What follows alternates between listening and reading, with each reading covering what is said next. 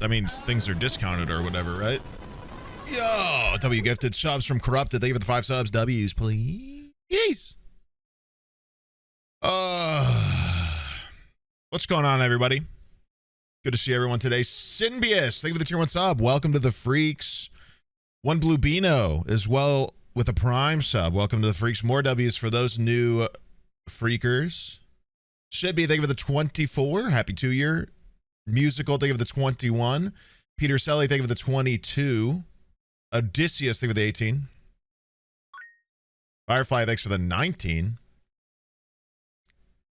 Bugham's giving out bits. Thank you very much.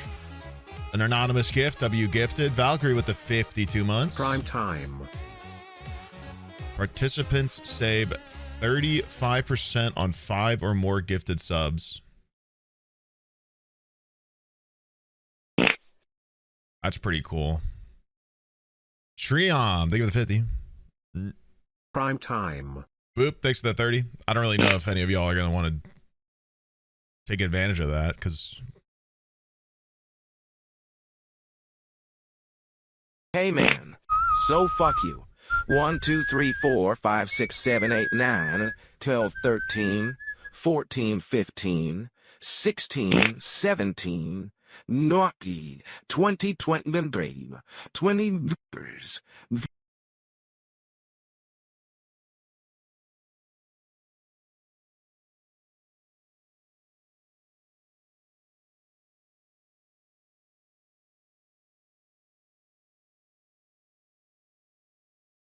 Okay.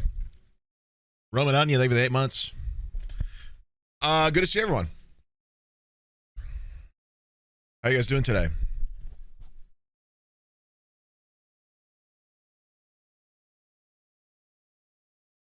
Like I said the other day, I figured we'd start with a little bit of true crime reacting today.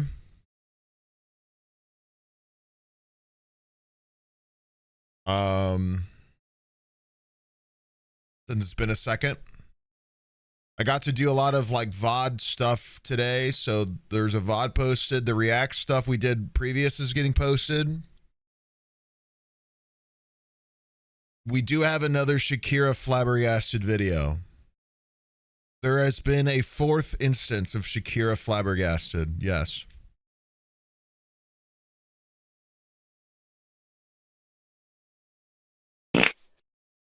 I don't know if this is like the most recent one or what, but yeah, it's real. Greg, 6 of the tier 1, dude. Welcome. W's for a new freak, please. Well, it's basically a year already if you really think about it. Mm-hmm.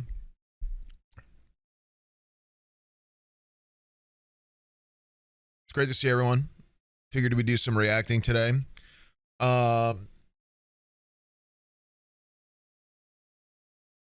We also have a coffee sale with Alex later, our beautiful CEO from Madrinas, who supplies us with our amazing coffee we sell using code FART. So get your hands on some of that today. There is a difference. I believe they changed the codes discount. Let me see this exact message. I don't want to mess this up. They changed how the discount works. They reduced... Hold on.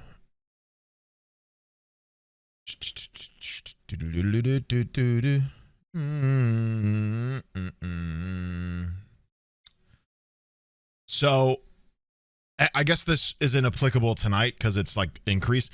The usual discount code goes from 20 to 10%, but it applies to everything now. So you know how like previously you couldn't discount on like the bundles? Apparently now you're able to do it instead.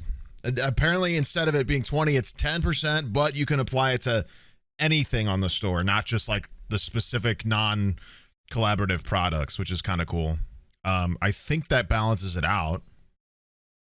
I'm sure Alex can explain it a bit better tonight. So yeah. So that means that like instead of 40%, the codes on these coffee days will be 30% off. Does that make sense? Is that cool? There's a new Terraria bundle. Do you guys know that? If I had a nickel for every time Donald Trump had a State of the Union address the same day as a Shakira flabbergasted reaction, I'd have 2 nickels. Which ain't a lot, but it's weird it's happened twice.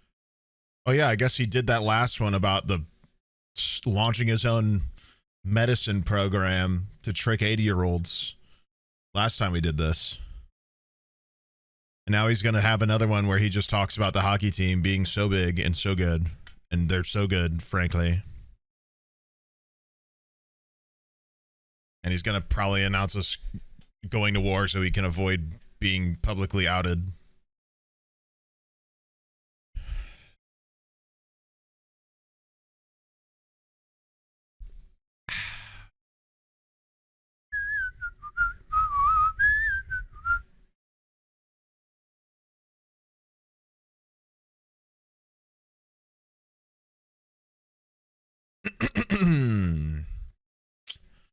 All right, man. It's good to see everyone.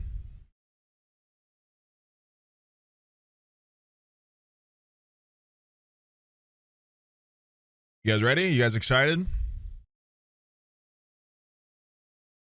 Of course, when Sneeg goes live, my IBS starts acting up.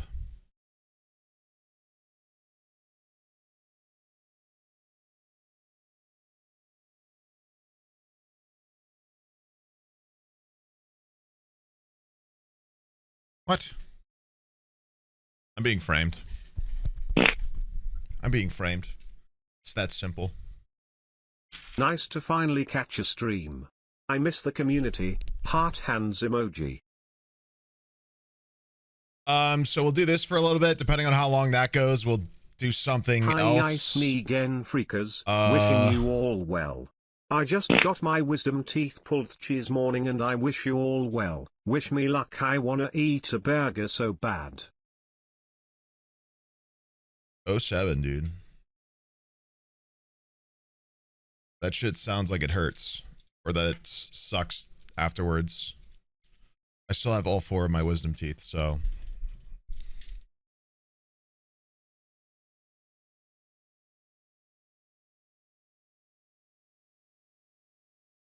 No need to brag. My fault. Junopers, Prime sub. Welcome. W's for a new free, please. It's really not that bad. Any dental work sucks. They don't even knock you out for wisdom teeth stuff anymore, do they? Do they? They do? My Maybe it's not that favorite bad, React then. Andy white boy over here. Look at him in his silly gear with his little hat. What sucks is now I go like back to lurking. BC chat scares me. Like fillings and stuff suck because they don't knock you out, so you just have to sit there like this while you like feel enough pain to be like annoyed by it, but it's like also you're numb, so you sort of don't feel anything. And then they finish, and you have to sit there for 2 hours like because you can't feel your tongue.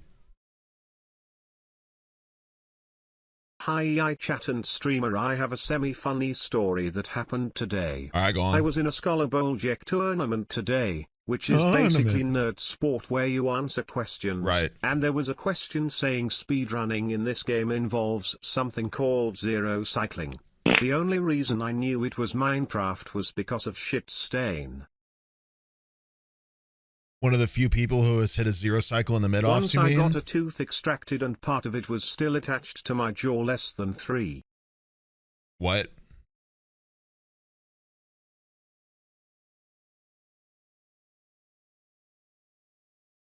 They don't numb for fillings at your clinic?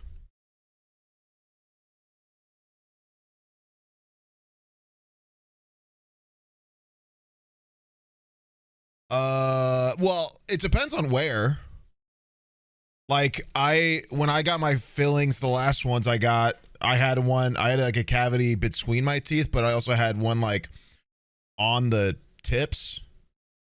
So they just like didn't numb the top of my mouth to deal with the ones that were on the tips of my teeth, which wasn't great. I mean, it wasn't super painful, but I did feel a bit of it. But if it's like between your teeth or in deep, they'll numb your Hello, mouth. chat. Yeah. But if And it's I something guess small, hi, like Sneeg at the too. outer I got layer, they blood don't drawn have no. today, but it's okay because I liked it. Anyways, who up meowing? I just hate. We're not getting into this. People are going to get uncomfortable.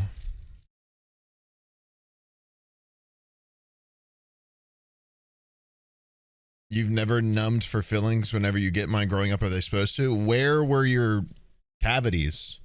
It's dependent on the progression of your cavity, I guess, essentially, and where it's progressing. The goalie for Team USA Women's Hockey, Aaron Frankel, has an Instagram account dedicated to rating Kaiser solids. Nice. And Root canal level? You go Penguins!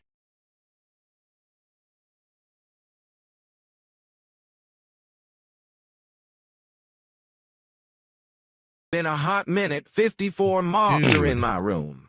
I'm also getting a pet Is that bad? pigeon. Yeah. Soon, let's You've go. had like no I numbing also agent saw for it at all? Monsters and Men Live, which was my first ever concert last week. Yippee, yippee. That's like not good. Let's go. 11 moths. Whoa, that's almost 12 moths. It's supposed to, like, I woke up once with a filling that fell out. I was on the couch and my Been stepmom saw there. it. It freaked her out more than me, but it Yeah. didn't hurt actually. I got a tooth. I had a really bad cavity in St. Louis, like this one down here, and it was like, I don't even know the whole story because it's been such an ongoing issue for me. It was a problem. I went to a dentist. I don't even remember what dentist. But when we moved back to St. Louis, it started bothering me again. So I got it fixed then. And then once we moved, it started bothering me again. And the dentist I went to was like, yeah, they didn't clean out your entire tooth. There's still some stuff under the filling. Which I'm not sure if I believe or not because, you know, first of all, they fucked my shit up. My tooth is like down to the root. Like there's not a If whole it's lot any left. consolation, I thought my top wisdom was a third mystery molar for a while. They pulled it out in one good yank clean. I Show was us? astounded. The numbing agents took longer than them actually No, pulling the I tooth. don't know if you can. Anyway, so, you know, they were like, this is still decaying. Also, it's about to hit your root canal or your root. You might need a root canal. We have to open it to see. Barely missed out on a root canal, thankfully. Like a month later, I'm eating breakfast at the table with my family. I think our food of the day was Chick-fil-A breakfast because I guess we were in a hurry. I can't remember why we got it. Not exactly. I had one of their burritos. Not exactly a very hard dish to eat. The filling they just did randomly roommate fell in out of my college mouth went to while the I was eating dentist it. junior year, and that dentist lied to her and told her every single tooth was so It had full been of like cavities a that they month. shaped all her teeth down to nubs and put crowns on all of them. Mm-hmm. Yeah. So my tooth fell out. And I was like, hey, my tooth fell out. Also, before this, I had kind of been like, I don't know if I want to go back because while they were talking about this talking to me about this, they told me I had a bunch of mini cavities throughout my teeth that they wanted to fix.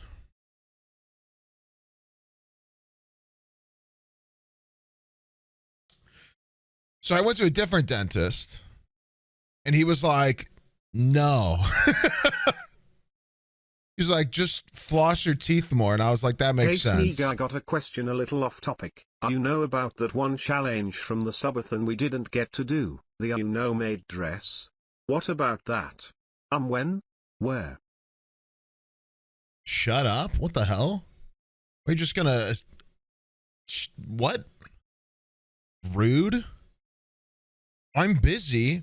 1, 2, I can't find a maid dress that fits me that isn't like $500. I'm not spending $500 on one bit. It's not happening. Coward, give me $500 then. Like, I'm not just gonna. You kidding me?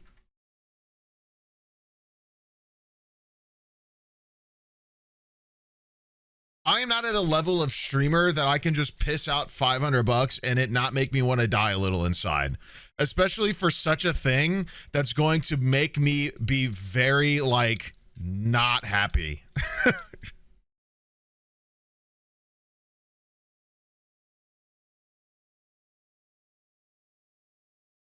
Yeah, let me spend half a band to embarrass myself on the internet permanently and make people act a little weird because of it too. No. Anyway, I went to a different dentist because I was very skeptical about this, what they had told me. And then, like, that guy was like, no, I don't think so. That's a little silly. My tooth fell out. I went back to my dentist, my new one. Deal with the pain. The other nearest dentist is A, private, B. MF and his mother run the clinic basically in their spare room. They have equipment, but still Oh. So, yeah.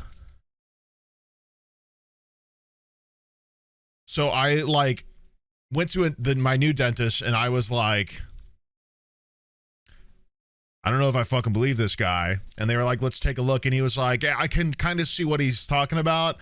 But he was like, you know what? I don't really want to deal with a lot of these because they're very small and I would just be tearing up your teeth for money and for nothing. And I was like, that's really awesome. And I love that you said that. So I'm going to come back here more. A month, maybe a couple of weeks passed and my tooth fell out that the other guy did. And I called my new dentist and I was like, hey, my tooth just fell out from the fucking assholes at the other shop. And he was like, I would just go back to them and be like, my tooth fell out, fix it. Because they are supposed to just fix it, which they did. Not before they... I can't remember why this happened. But basically at that point, I had already decided that I was never going to go back to this dentist.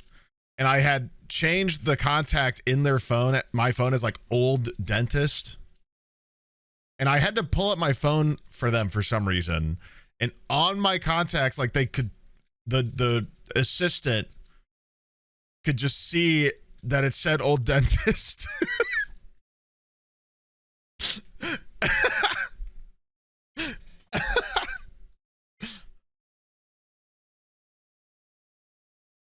So anyway, my tooth's been fine ever since. I mean, he made sure it was... I once broke some of my teeth and had my mouth was super numb when I was getting it done, but I was awake for a whole 3 hours while they cleaned it up and now I have 2 fake teeth on.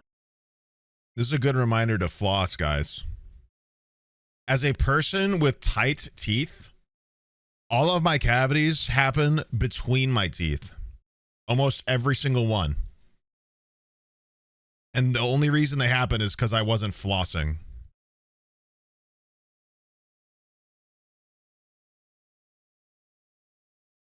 And those are the ones that they have to like numb you and fuck your shit up for. So I actually got some floss stuck in my tooth yesterday. It was awful. I hate it. It's even the floss that's like special for tighter teeth and it still got stuck. That's how bad I got it. But we persevere because it's important. So, anyway, let's do some reacting. Topic other than teeth. Sidney Crosby probably just got knocked out for the season, so there goes my chances of seeing my boys win a cup. Knocked, like, the injury was seasonal? Really? That sucks, bro. Is that like for sure? Or is that just like the consensus at the moment?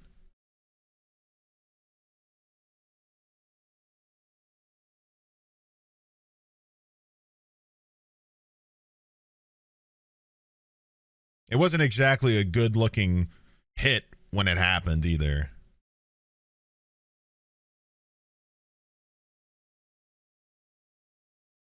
Amberry, thank you for the 22. Venom, thank you for the 48. Futile, thank you for the 11. Vodka, thank you for the 3. Kindling, thank you for the 54. Barfist, thank you for the 21. Embalmer, thank you for the 33. Anxiety, I don't know why I said it like that. Thank you for the 9.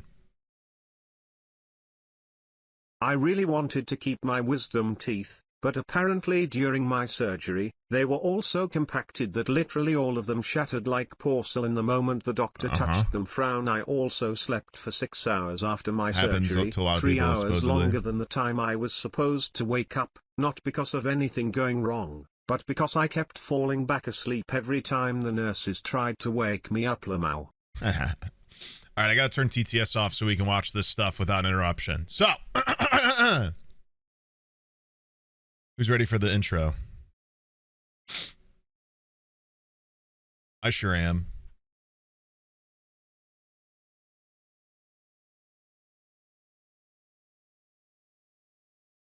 Ah! Welcome to the intro. Hold on, there's a resub. Crime time, crime time, crime time. That's right, it's crime time. So, welcome. If you're watching this on YouTube, you missed the Twitch stream, but I stream almost every single day, except Sundays usually, so feel free to watch the live streams. We are going to watch some true crime. If you don't know, a lot of these come from the reaction channel on my Discord, so if you haven't joined my Discord, please do that. And if you're watching on YouTube, you should subscribe to the channel you're watching it on because, you know, that would be really cool of you. What else, Chad? Anything? Intro time. Very cool. So if you don't remember, we were watching a video last React stream and I cut it short because I needed to leave. So we got like half of that to watch.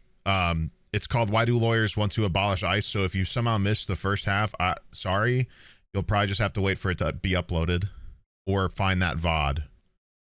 The VOD was, I can actually give you the date, the 6th. February 6th was the last React stream. So you can hop out for like 15 minutes and wait till this is done, watch with no context, watch that first, come back. I don't know, something like that. Alrighty. So once again, this is a new day, but we got cut off. So we're going to be watching the remainder of this one to start the day. All right. Expansions was Congress's full embrace of administrative governance of immigration. And from this point on, immigration policy, not just the execution but the policy, stops being shaped by congressional statutes at large and more by executive interpretation. Congress has now officially given the executive branch all the tools. And in 1996, this administrative transformation is hardened in the Illegal Immigration Reform and Immigrant Responsibility Act, or IRA-IRA. IRA-IRA dramatically broadened the grounds of eligibility, introduced expedited removals, expanded mandatory detention, and continued to restrict judicial review. For the purposes of efficiency in immigration, procedural safeguards are shaved away, and we are left with an administrative, civil system that wields coercive power in the form of detention and removal without judicial oversight. Immigration enforcement after IRA-IRA is now nationwide, interior, civil, discretionary, insulated from review, and punitive in effect. At this point already, immigration is in a dangerous place as a body of law, and it functions almost completely outside of its constitutional origins. Very true. But this is just the beginning. The full executive branch takeover of immigration, even now, has yet to come. Well, that's On exciting. September 11th, 2001.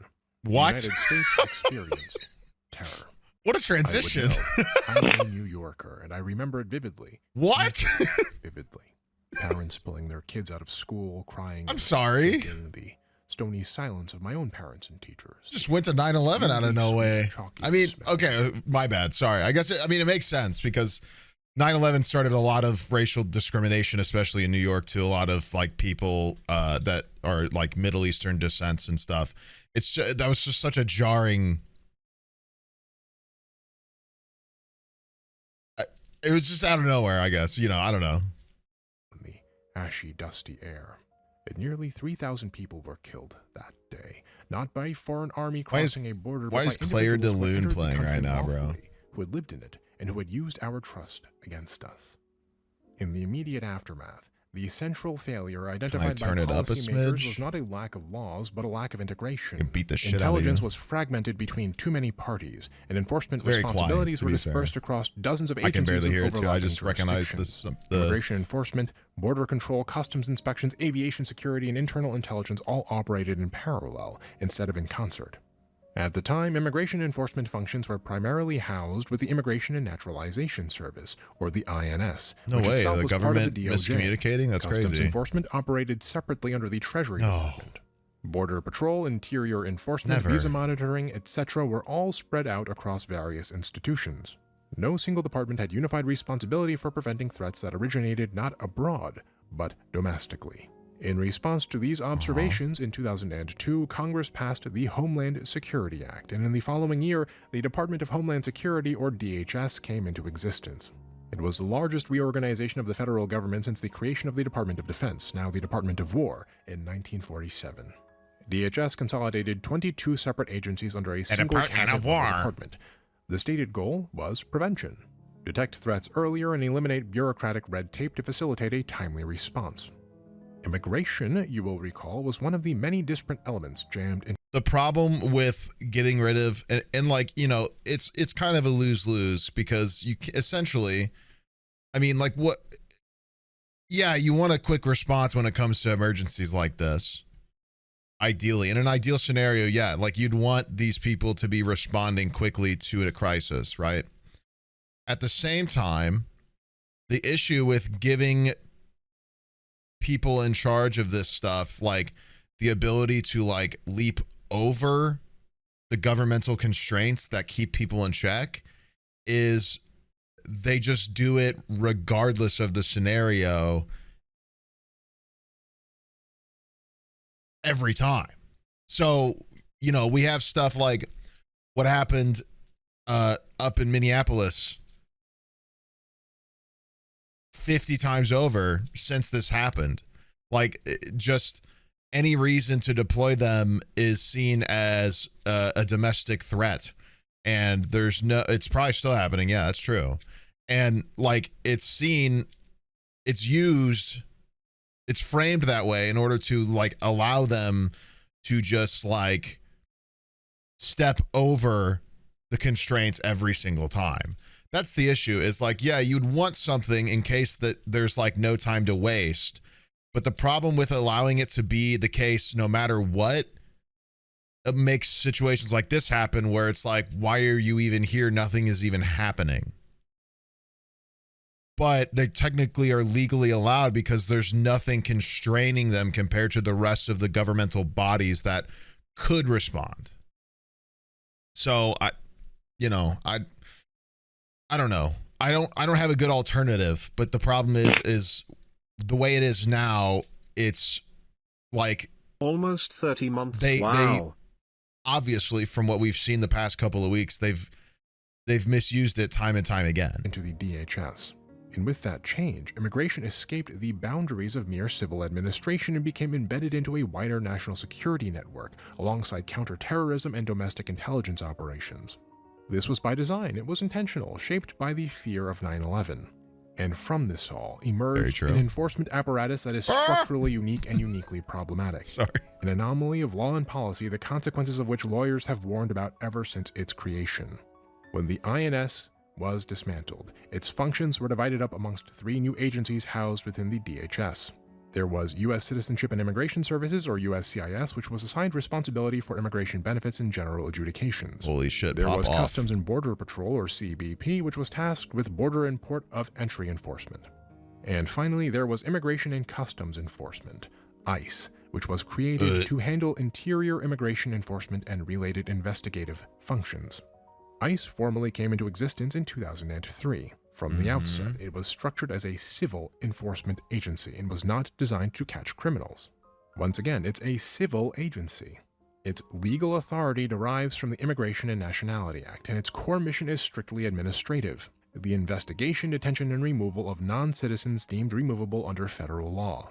It was also given nationwide domestic jurisdiction, meaning which once again, like, the problem is like, yes, it's true that they're a civil organization, etc., right? But because it's a smaller branch of this branch that got full domestic authority, they can just sort of decide it's important or deem it as a threat. And that's where the issues arise. Once more, is like, they just get to arbitrarily be like, this is a concern now, so we're going to show up. And that's where you get situations like what's happening in Minnesota, where, like, they've just sort of taken the situation and created it to be even more volatile, basically in order to justify the aggressive approach and the aggressive occupancy, which, you know, as we all know at this point, resulted in multiple people dying. Not just the one guy you heard about. There's multiple people, but you heard about the one white guy. That's the problem, is there's other people who have died. They're just not a white dude, so, like, you're not going to hear about it, which is a bunch of shit. But that's the issue, is like, there's no amount of culpability, because they've basically been given a thumbs up of, like, protect the country, you know, if that makes sense. Which, once again, is just, it creates every issue. I mean, it's funny that, I mean, people make jokes about 9/11 and stuff like that, but it's actually kind of crazy how many things have happened due to it. Like, the American response to 9/11 has rippled for 2 decades at this point and will continue to. Like, you've heard this guy go into detail about all of this stuff started in, like, 2002, 2003. Like, I started in 2003. He said so. Like, all of this stuff stems unironically because 9/11 happened. And it's not even necessarily that the event that caused it. It's the response of America that has resulted in this sort of invulnerability in terms of their flexibility. Yeah, like, have you guys ever asked your older relatives what airports were like before 9/11 if you're an American? It's shocking. I talked to my dad once about it, and it was like none of it existed how it did. The only reason American airports and other airports are like this now because of American influence, the only reason it's like this is because of 9/11. It's kind of mind-blowing. It's mind-blowing the cultural impact that it has and continues to have. And once again, not just on the internet, like, not just as a joke on the internet or like a historic point in books. Like, culturally, it's changed a ton of stuff and continues to. Like, everything you're seeing lately with ICE, etc., is a domino effect of America's response to 9/11.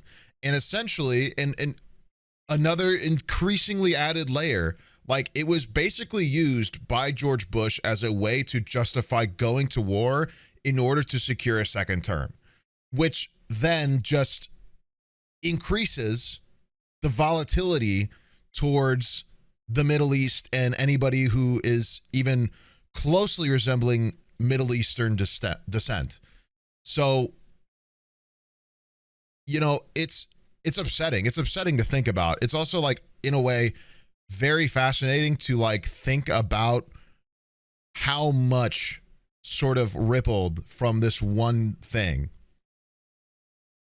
to the point where some of y'all weren't even alive for it. I barely was alive for it. I don't even think I remember it that well. I have a memory of it, but I'm pretty sure that's just my ass like psychologically tricking myself, which is a very common thing, to pretend you know stuff from your childhood, but you're like just making shit up so you're not like, oh my God, I didn't remember anything. So there are things happening because of this that people who weren't even around for it are affected by. Like, people are going to be more affected by this that weren't even there for it, weren't even alive for it to happen, weren't even conscious when it happened. It's kind of crazy. It's kind of crazy to think about. Like, I was almost 5, I think. It was wild. I don't know, man. I guess we kind of went on a tangent there, but I think it's an important thing. I think it's an important thing to sort of think about and look at, because yeah, it's ridiculous to think that what was a tragedy, objectively, 25 years ago, that's how long it's been, is continuing to affect American culture, especially, and American governmental like rules and responsibilities. It's kind of crazy. 53 months. And it crime time? Did I miss anything yet? Also been Smidge. lonely few weeks, so thanks Sneeg and chat for providing a space to feel less lonely. All right, I'm gonna jump off my soapbox, and we're gonna continue this. You know what I mean? That its officers are not confined to any ports of entry or border zones. They can operate all throughout the interior of the United States with authority to investigate and arrest based on immigration status rather than criminal conduct. Which is a problem. You see, unlike traditional law enforcement agencies, ICE primarily enforces civil law rather than criminal statutes. Although certain immigration-related conduct is criminalized, immigration enforcement typically proceeds through the civil system by design and discretion rather than criminal prosecution. As a result, most immigration violations are treated as civil matters. Removal proceedings are administrative. And it's a completely different ballgame in terms of the court when it comes to civil, like, legislation and stuff like that. And I mean, I'm pretty sure if I remember this video at the other week when we watched the first part, like, he already mentioned this. Like, it becomes a whole problem that it's like completely separate, because they operate basically as the police, except they were given practically full immunity because they're not criminally prosecuting. So, and because of all of their flexibility, they can just say it's an immigration issue and claim that it's an immigration issue, and they don't have to prove anything before they actually do it half the time. And regardless, even though sometimes they do have to prove it, half the time everybody just throws their hands up and lets them do it anyway, because nobody knows what the rules are, because they're completely different.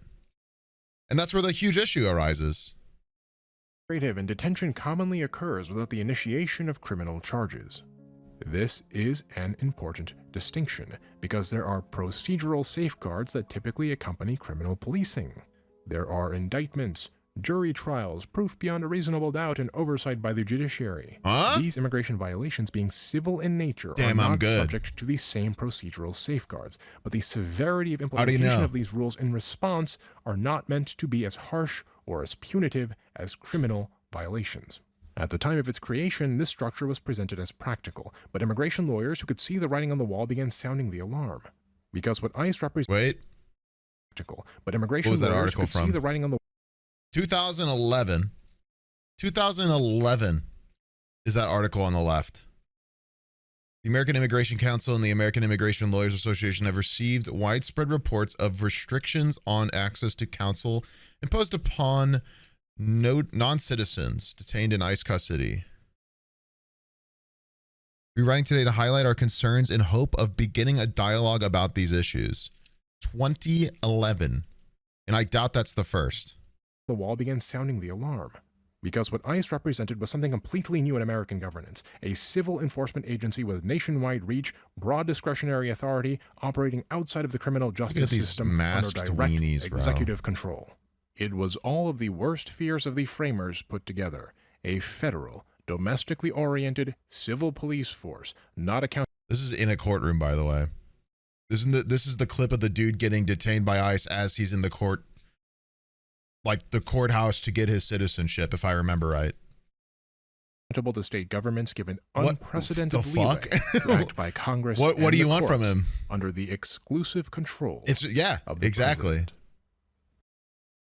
Let's look at an illustrative example, because it's one thing to talk about the legal theory and another to see it in practice. Yep. Let's say you're driving in New York City, and you've been pulled over for a traffic violation.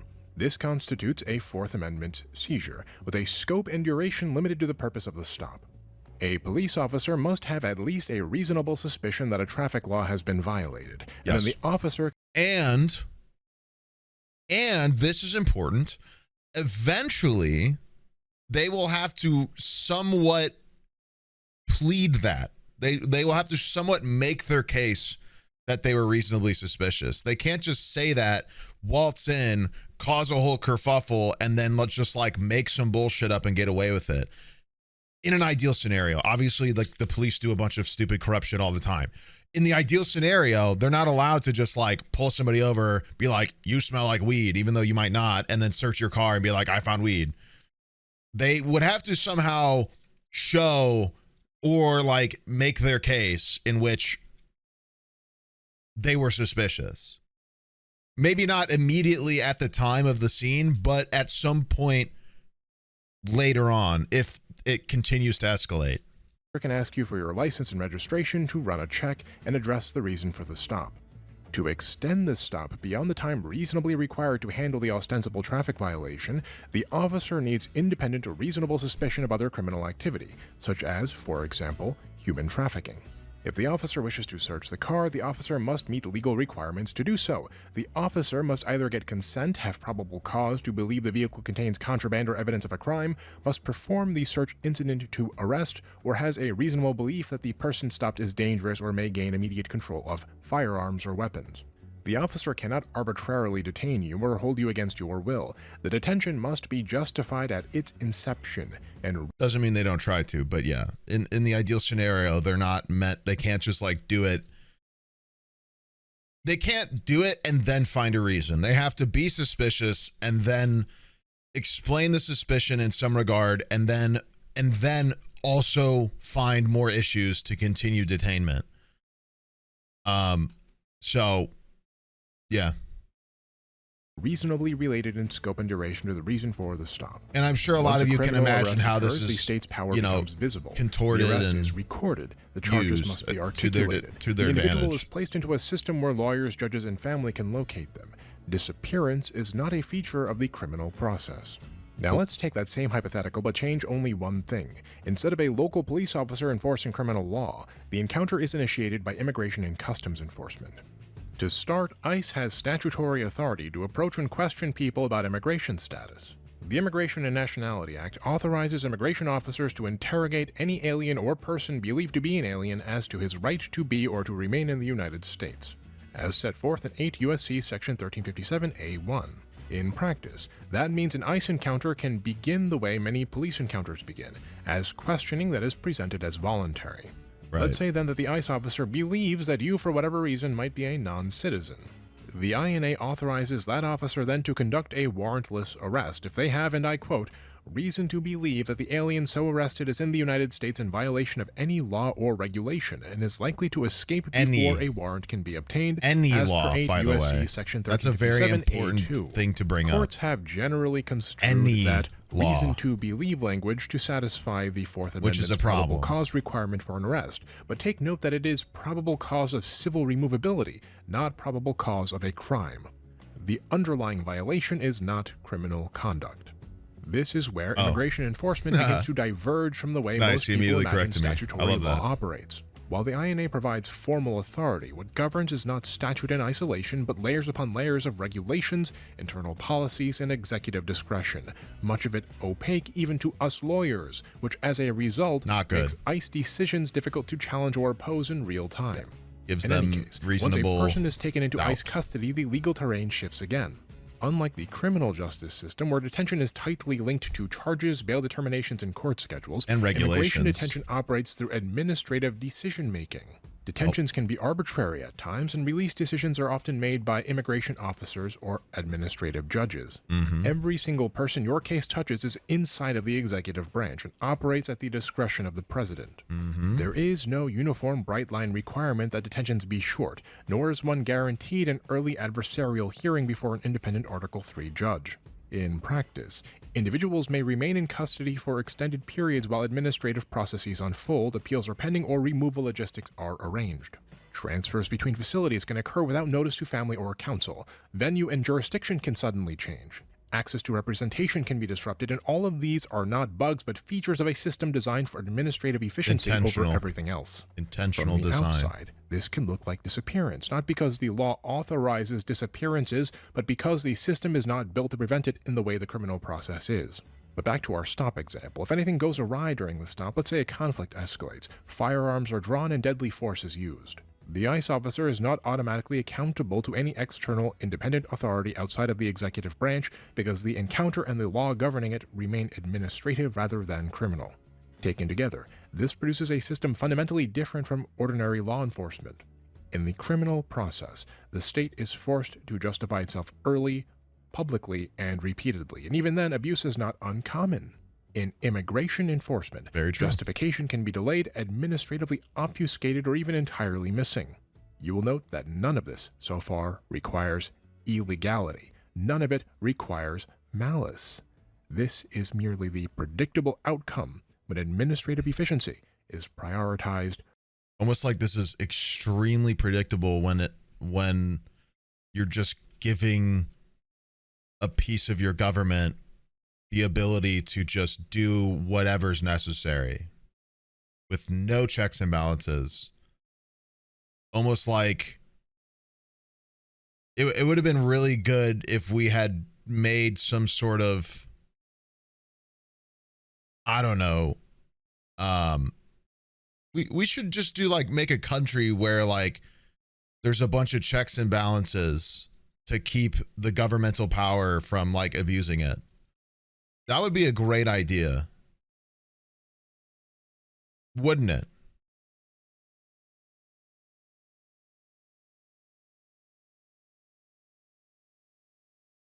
Oh, wait, that's literally what America was built on. Over liberty. Experience should teach us to be most on our regard, to protect liberty when the government's purposes are beneficent. Supreme Court Justice Louis Stembitz Brandeis. In the realm of political science, secret police is not a conclusively defined term. In their 2006 work, Dismantling Tyranny, Transitioning Beyond Totalitarian Regimes, Ilan Berman and Michael Waller define a secret police as political police forces tasked with targeting dissidents and political opponents to preserve the status quo and the physical integrity of the government. In the article Secret Police Organizations and State Repression from the Journal of Conflict Resolution, the authors Marius Merle and Janis Chulis offer a slightly more detailed definition that distinguishes secret police from state security forces as a whole. A secret police is defined therein as an internal security agency that uses violent policing practices and intelligence operations against political opponents or dissidents while being autonomous from the rest of the security apparatus. Merle and Chulis continue then by offering 5 criteria necessary for an internal security agency to be classified as a secret police, taken from various sources and studies of authoritarian regimes across Europe. Golly, I wonder if they're gonna find a fit with what we're dealing with lately. Europe, Asia, Africa, and Latin America. The 5 criteria are as follows. Number 1, it is a political police force, denoting that it targets political opponents and dissidents to preserve the status quo. Number 2, it is not controlled by other security agencies and answers directly to the authoritarian leadership. Number 3, the identity of its members and its operations are secret. Number 4, it is an internal security organization that specializes in political intelligence and surveillance operations. And number 5, it carries out violent policing practices such as arbitrary searches, arrests, interrogations, torture, indefinite detention, and disappearances. In essence, then, a secret police is a police force that targets political enemies to protect the regime in power, is controlled by the regime in power, has its identities and operations kept secret, spies on its own countrymen, and uses violent policing to further its goals of keeping the regime in power. A regular police force is responsive to information, has to operate within the limits of a judicial system, is publicly accountable, and cannot act with impunity outside of the bounds of criminal procedure. The criteria we've just reviewed describe an institution designed to operate offensively outside of... Is Joe gonna start stream soon? I don't fucking care. I don't care. He'll start when he wants to. You can watch here and have a modicum of respect for me as a person instead of Joe's like accessory, or you can just go wait for Joe in his chat. How about that? Sounds good. The ordinary constraints of law, visibility, and accountability. Now, these characteristics are not typically adopted all at once. Secret police don't just appear fully formed, they emerge gradually as exceptions accumulate, discretion expands, and oversight weakens. It is only in retrospect that the full configuration becomes visible. What makes a secret police force so dangerous isn't just that they use violence, right? It's the institutional conditions under which they appear that permits them to utilize violence without governmental friction. History teaches us this lesson. Every system that has produced a secret police has done so not through a single dramatic act, but through a series of structural decisions that taken individually appear defensible or even sensible at the time. Once those structures are in place, though, the intentions matter less than the design. The ball is already rolling down the hill. The institutions that have been created outlast the individuals that made them, and the outcome is inevitable. The Founding Fathers, the framers of the Constitution, feared most of all not the seizure of power by force, but the lawful accumulation of power assembled in the wrong configuration. The greatest threat of tyranny, as they envisioned it, was not the suspension of the rule of law, but the removal of obstacles to it. You remember the Madison quote, right? Legislative, executive, and judiciary in the same hands is the very definition of tyranny. This is why the Constitution fragments power so aggressively. Legislative power writes the rules, judicial power interprets the rules, and executive power enforces the rules. When these functions remain separate, abuse is slow to coagulate, visible before it becomes a problem, and contestable if it appears. When these powers collapse into one another, however, for the sake of efficiency, so too then does abuse become fast, opaque, and difficult to resist. Institutions rarely become instruments of repression overnight. Instead, they tend to arrive gradually, through perfectly legal steps taken in the name of efficiency, security, or necessity. Discretion expands, oversight thins, accountability shifts inwards. All the decisions that led to this point could have arrived without malice, conspiracy, or any bad intention. But the outcome is a unique organization whose limited safeguards were never designed for the power it now wields, and by the time abuse becomes visible, it is no longer a deviation from that original design, but the logical endpoint of it. By the time the abuse becomes visible, it is difficult to stop it all. My name is Victoria Slatton. I'm an immigration attorney. I currently have a client who is a U.S. citizen who is such a beautiful video by this guy. She was taken yesterday under very suspicious circumstances, in my opinion. And we have been desperately trying to get her out. We filed habeas last night that was supposed to protect her from being moved and keep her in the jurisdiction. The court actually ruled, giving us an injunction that said she was not allowed to be moved from the jurisdiction. She got moved and anyway. that she was not allowed to be deported. Despite that, and despite ICE having her birth certificate that shows that she was very clearly born in Maryland, they did move her to Louisiana. That is not a good sign. That is usually a last stop before deportation. They're blatantly ignoring orders from the court. They're not allowing me access to my client, and I am at a loss, and I'm incredibly angry. It is an indisputable... I've said in a previous video that the law is just words on paper, and that the words become meaningless if they aren't enforced. Yep. Legal scholars can cry all day about how federal officers do not And they do. automatically enjoy total immunity under U.S. law. And But as you've they seen, love their crying. ICE is different. The branch in charge of administering responsibility says they're immune, so they are. Who exactly is watching the watchmen? Abolishing ICE doesn't mean abandoning immigration enforcement. Nope. It means abolishing an institution whose very structure is an exception in the American legal system, a structure that makes abuse not only possible but likely. The remedy does not require grand sweeping change. It doesn't require utopian reform, and it needed sacrifice efficiency to great extent. It requires only the reestablishment of constraints that are present everywhere else in our legal system. We could insist, for example, that when force is required, it be exercised through institutions designed and trained for it, rather than collapsing administrative, policing, intelligence, and punitive roles into a single body, where officers receive less than 2 months of training. We could tether detention, loss of liberty, and removal from one's home to the criminal process, with its attendant protections, recognizing that civil administration was never meant to bear punitive weight of this magnitude. We could demand transparency, accountability, and the end of anonymous discretionary enforcement incompatible with democratic governance. None of these ideas are radical. They're older than the agency itself. It's just ICE accountability. is relatively new. We handled immigration without them before. You want to know something really interesting? You want to know something really interesting? The fact that almost every other police force in the, not every police force, but there are police forces handled way better in other countries by far.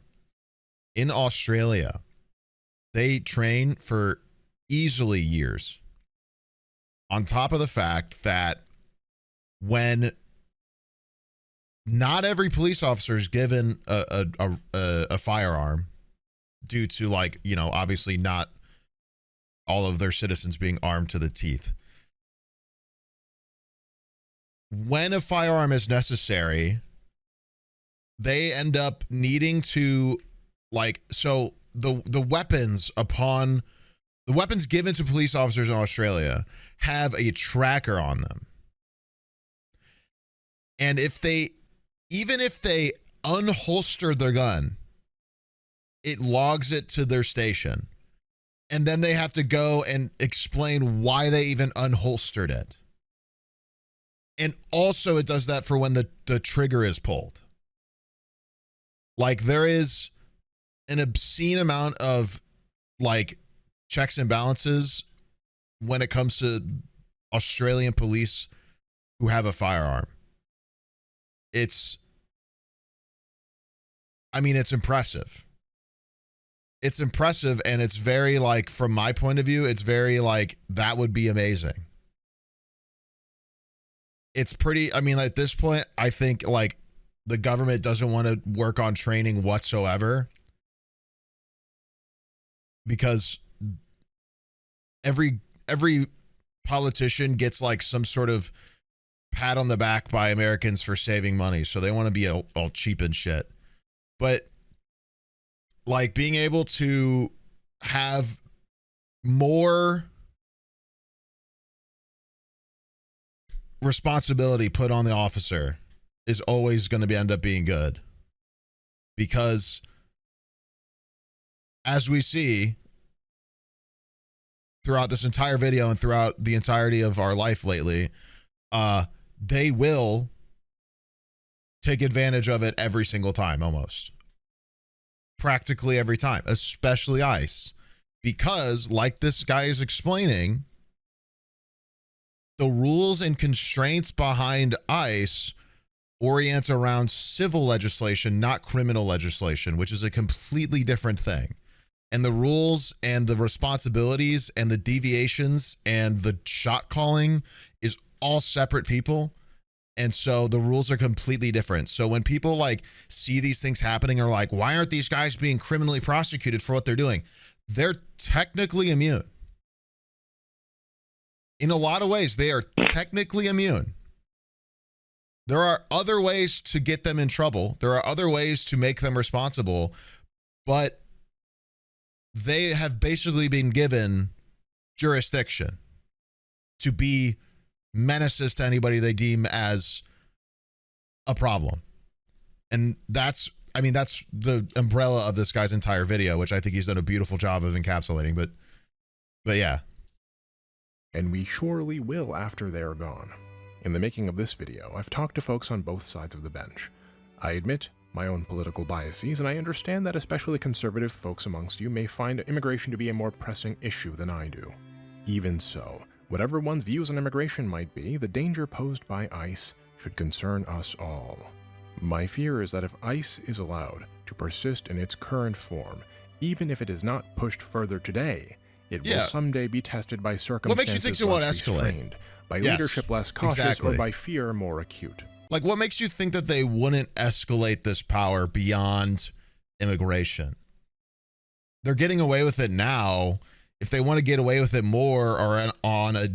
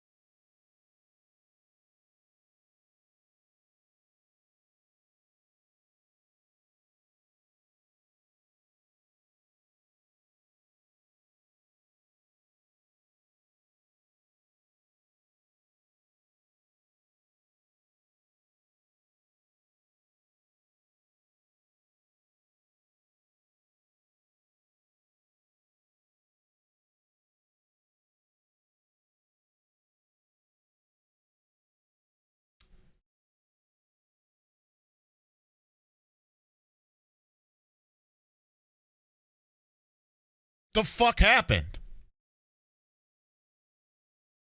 I'm just sitting there and I look to my right and my camera's frozen. I'm like, oh, my camera broke. Instead, no, my entire OBS froze.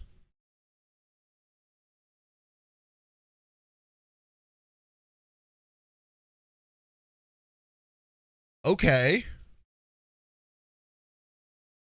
They're on to me. What the hell? Bro, it's impossible to watch this video. Shit's just happening every time I try to watch this video, dude. It's almost done. Let's watch the rest of this video. What And the when hell that day happened? comes, the cost could be nothing less than American democracy as we know it.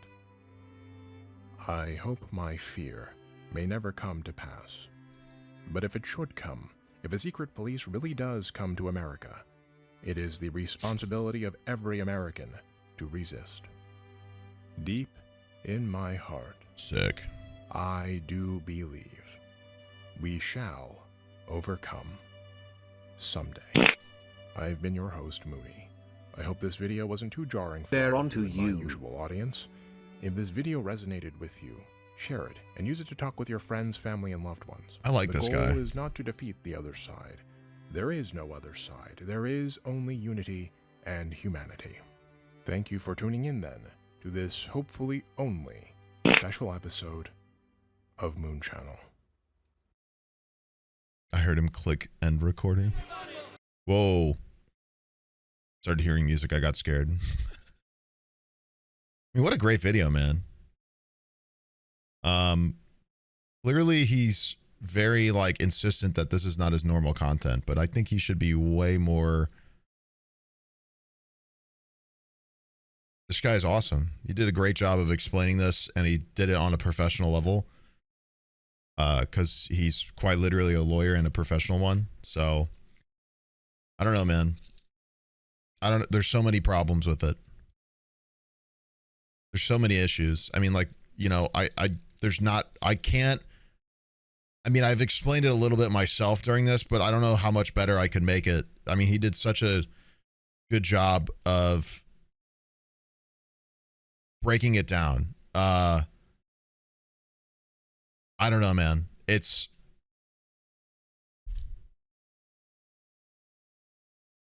a problem. I mean, it's a huge problem, and we understand. the problem is once again, like these issues, it's not like well, I mean, I guess at one point Trump did walk up there and just basically say he was making a task force, but that was kind of its own thing and probably still operates in its own way. But, you know, something like this doesn't happen in like one fell swoop. They don't just go like, we're going to detain anybody who's concerning looking, and that's going to be racially prejudiced, by the way. It happens through little means and little changes and small insidious flexibility issues, and it's by design. A majority of the time it's by design. And the problem is there's a lot of technical legal standing they have. The other issue is there's a lot of other legal standing that could be something to hold them culpable for it. But every politician's just a massive fucking weenie right now. Like, I don't know what's going on anymore.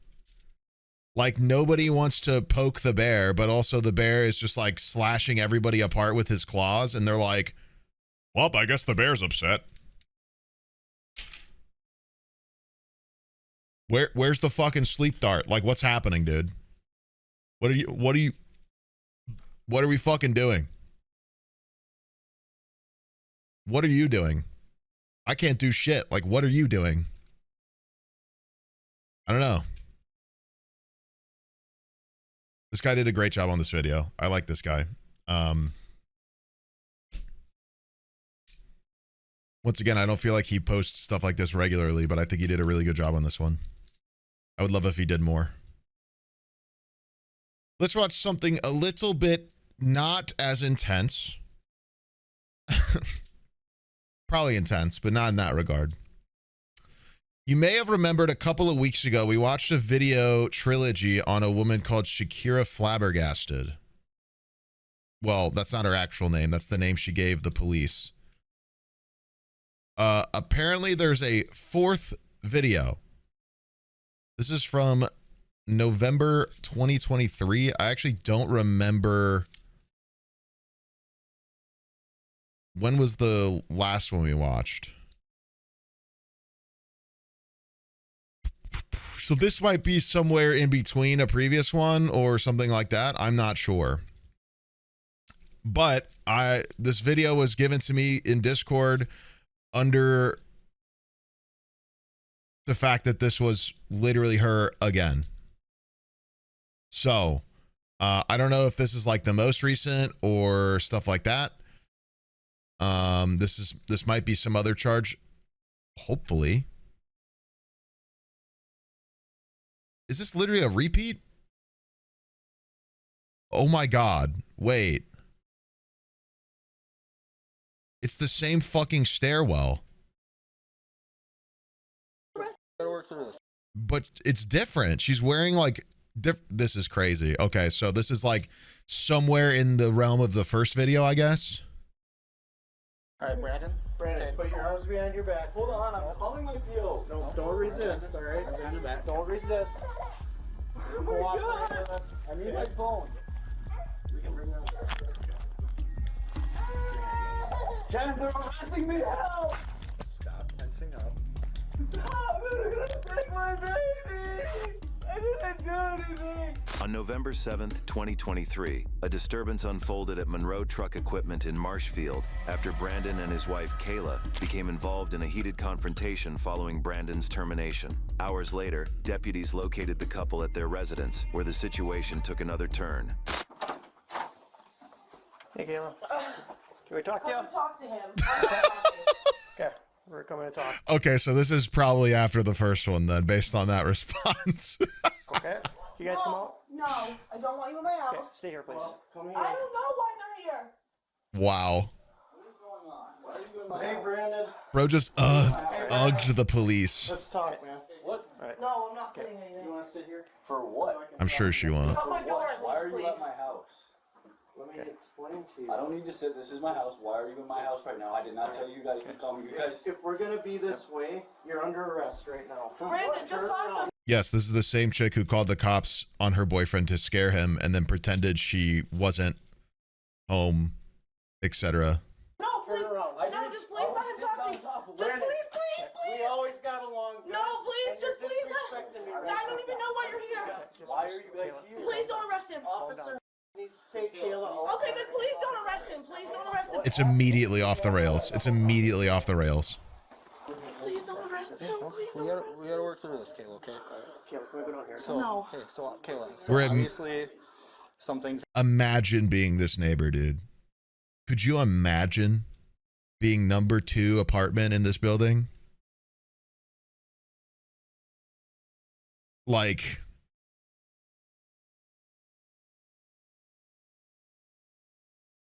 imagine being the upstairs neighbor. Yeah, Ring camera on and it's recording for sure. That's what I would definitely be doing that shit. I agree. happened today. Officer has more information about it, but you obviously know something's up. That's why you're kind of being stressed. Ain't no way there's another one with this lady. How many could there possibly be? He'll explain it to you, okay? Okay, explain it here. Shut my door. That was hours and hours ago, and I left. He told me to call. He told me to leave before I called the cops, and I left. Right. Yeah, but there was an incident that happened over there. I was just yelling and screaming, but I wasn't like. I left. He told me to leave, and I left. All I was doing was making a scene. What do you mean there was a scene? Can I tell him, please? No, we will. Brandon, they're arresting me. No. Okay, but I have to figure out what to do with the baby. We will. Are you serious? Are you kidding me? Stop it. But why am I arrested? But why? But why? Disorderly conduct. What? It's fine. It's okay. But who's arresting me? My probation officer? Yes, you're on a probation hold right now. Oh my god. Wait, but can Probation I from the first video, I assume. Brandon, Because you peeled out in one roll. That's why we're here. what's happening with the baby? We're working through that right But he's getting arrested too? Yes. But he didn't do anything. Oh, here, we gotta watch this cat here. But he didn't do anything. After being sent home from work, Brandon returned to Monroe What the fuck is happening in this? What is this happening on this TV? Is this an ad? Truck Equipment and began yelling profanities, making threatening statements, and throwing tools, damaging a customer's vehicle. What the hell is He later happening? came It's like back a Barbie second time thing. with Kayla, who drove aggressively through the parking lot while shouting threats at employees. The That's escalating always behavior good. prompted staff to contact law enforcement before officers later. The problem resulted in, bro, it's a TV show called Rainbow High.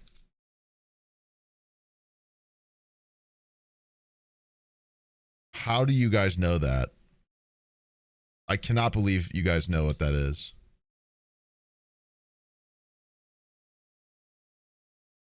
Yes, from the blurry 480p footage, I can recognize this show. Okay, Rainbolt.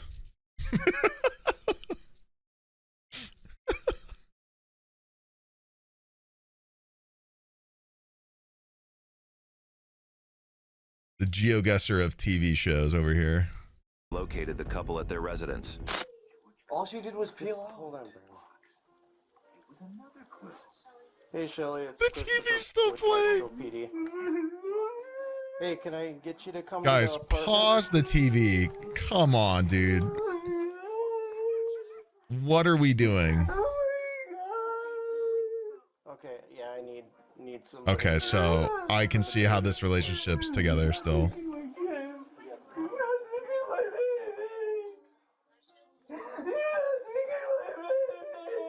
Hey, Brandon. What's your kid's name, Brandon? Brandon. Hey, let's not make things worse in front of your kid, okay? Do you have a kid carrier? Right now? You're not touching my kids. You look like a. So.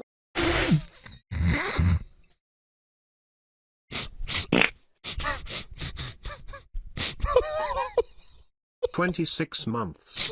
Thank you for always being so Holy funny. shit. Prime time is always a blast. Hope everything is going well. Less than 3. Oh my god. Somebody do a wellness check on that cop after this. Oh my god. Wow. I mean, wow. Just a straight throat slice right there. Well, that was very rude. So we can. That was very rude. Okay, so I want to make this. Why am I under arrest? Brandon, listen to me. Get the dip out of your mouth in my house. I got a disability. That was really rude. That's your problem. What?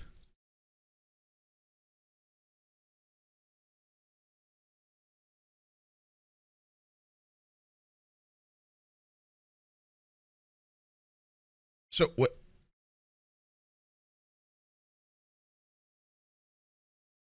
What? So he thought he had dip in his mouth, but he just said he has a disability, and then he said that's your problem. That's crazy. Not mine. Okay. You have a kid here, you're not going to act like this. You want to be a tough guy, we can play that game. I'm trying to be nice and get a kid carrier for you, but if you want to act like this, we can do that. You have a kid. Why am I being arrested? Probation hold. So let me call my PO right now. So put the kid down. Let me call my PO right now. Okay, you know what? You're not going to dictate like this. Put the kid down if you're going to at least talk to us like this. I'll put him in his crib. Okay, I'm coming with you. Brandon. We're going to let him put the kid in his crib? I'm calling my probation officer. Okay, They're put the both kid in on the crib. probation? Brandon. Yeah. You remember the lore from the first video, dude? Some of you probably didn't see the first video. He literally busted out of the apartment, hands up, ready to punch somebody because I don't even know if they're married, because she was screaming in the hallway. So he just like walked out with his hands up like this and got tased by the police because he wouldn't stand down. Brandon, please put the child calling my probation officer. Put the kid in the crib. At this point, you could add a resisting charge if you don't want. Put the kid in the crib now. Bro, these type of people drive me insane. It'll be okay, Brandon. Okay. All right, Brandon. Brandon, Okay. put your arms behind your back. Hold on, I'm calling my PO. No, don't resist. Baby. All right? Hands behind your back. Don't resist. Cooperate with us. I need my phone. We can bring it up. Using, I mean, yeah, you could basically argue that he's using the baby as a way to like prolong the inevitable. Yeah, it's kind of fucked up. Kind of fucked up. And now the baby's upset and my heart hurts because anytime my child is crying, I need to remedy the situation, and this is pissing me off because why would you even put yourself in such scenarios to destabilize your house and threaten the stability and happiness of your child? It's literally blood boiling, in my opinion. Jen, they're arresting me now! Stop tensing up. Stop! They're gonna take my baby! I didn't do anything! I'll take care of the kid. Give me my phone. Put it in my pocket. We'll take it. You have a set of keys you want to bring with you? Yeah. Okay. Which one? I don't know where they are right now. Okay. I don't know where they are right now. Please help me, Bert. It's gonna be okay. I'm going to make sure your baby's taken care of. Where's he gonna go? I have human services coming, and we're gonna make sure that little guy's taken care of. I didn't do anything. Why am I getting in trouble? I lost my job and I left like they asked me to. Apparently, some actions you did at work prompted this too. Okay. Here, I don't want you to trip. I'm just gonna move Your this out of your way. probation officer will talk to you and figure this out. Hopefully, it will Do you think they only be a rehearse? short period of time. You think they rehearse together? Like they're so like similar. It's crazy in the way that they're responding to the police. They actually are responding almost the exact same way. It's a little surreal. My son, please. I know you're Not never at gonna this see him point. again. You got to kiss him No, before we please let me arrest kiss you. my son. It'll be okay. We're gonna take care of him. He's doing good. He's calm. Just let me kiss him. It's gonna be okay. Your emotions are gonna upset him. So You guys make my life a living hell. That's what upsets him. Right. I didn't do anything wrong. I didn't hurt anyone. I didn't break the law. All I did was throw some hammers on the ground when I was cleaning my toolbox, and they freaked out at me. everything was prompted from Kayla's actions out there. Okay. Why am I? I didn't do anything wrong. I just made a situation weird and escalated it and made people uncomfortable and scared. I didn't do anything wrong, guys. All I did was get fired and freak out about it. And then my partner showed up and also freaked out about it. I didn't do anything wrong. It's not appropriate that she behaves that way.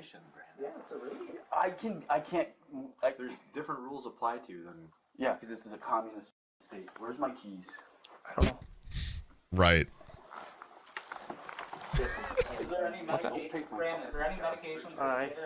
96 is a full cage, I'm doing my right? job, man. Yeah, your job. You shouldn't have acted like this in public. Yes, I didn't think do so. anything. I left. I went 96 to has go a full turn in my cage, my have stuff and Haas, get my run tools, them and I both left. down That's why my together. tools are on the floor. There's no crime committed where I don't give a When I crap what left and they're went to the talking about in the car- back seat.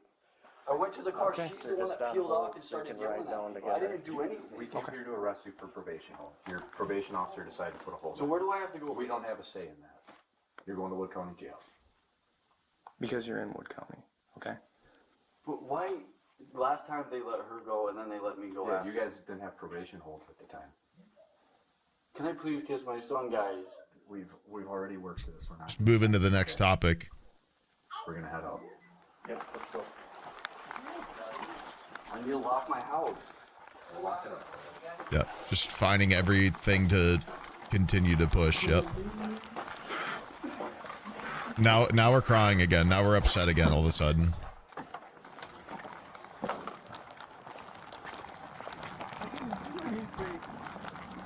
Right. There's a lot of emotions involved. Do not make this worse for yourself. I didn't do anything. I've been trying to fill out unemployment. That's what I've been doing.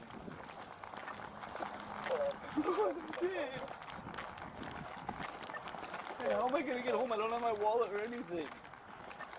Do you need us to grab that? I don't know where it is. You guys didn't let me get anything. Okay.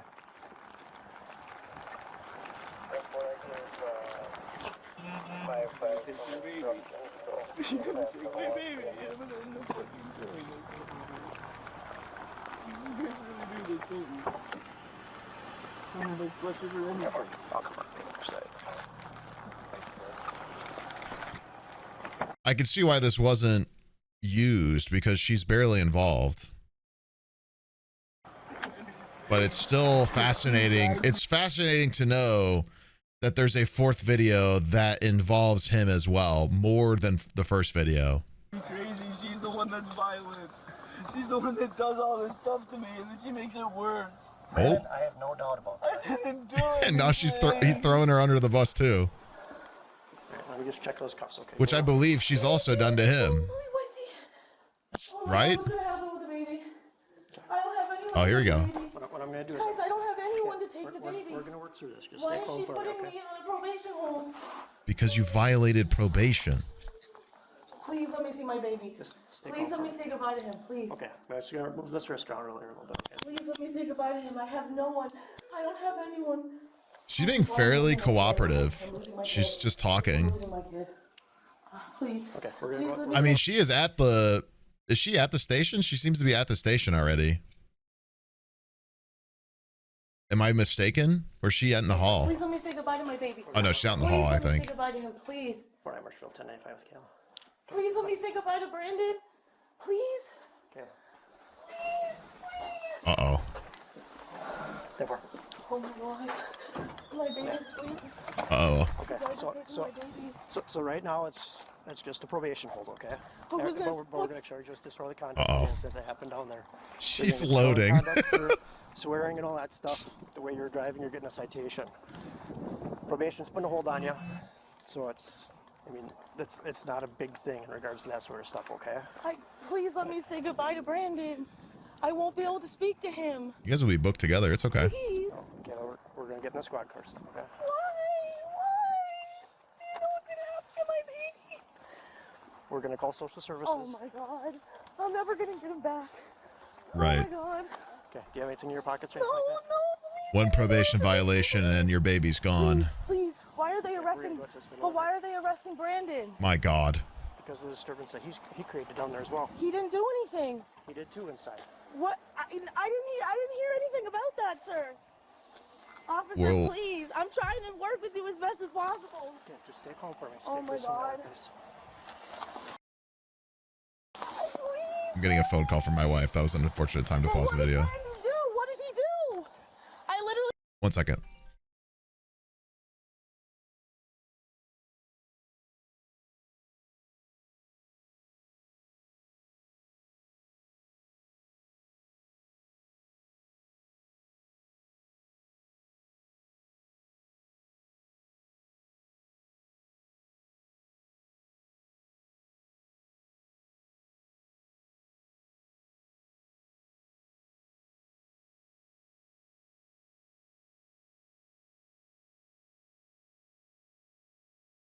All good. I'm just gonna take a break after this video to go get something for our daughter. But it's a decent time to kind of take a pause anyway, so it works out. Okay, let's finish this one up, dude. I have no idea what he did. Okay, he was yelling and swearing inside too, just like you. He didn't tell me that. He didn't tell me that. So Well, what's gonna I happen? guess it doesn't matter then. She didn't know, guys. She didn't know. We gotta let him go. So what does that mean? Am I never gonna see him again? Why aren't you talking to me? Because I don't have the exact answer to tell you right now. He actually, yeah, I was about to say he legally can't answer that because he doesn't know. Oh, please, I don't get to say goodbye to him. Is he gonna come out here? Brandon, please, I just want to say goodbye. He's already in the car, girl. I just want to say goodbye. We didn't want to have a disturbance with both of you at the same Can time. you please put the window down? The officers also ensured the baby was safe and properly cared for, while contacting the appropriate services for both the child and the pets. Hi, kitty.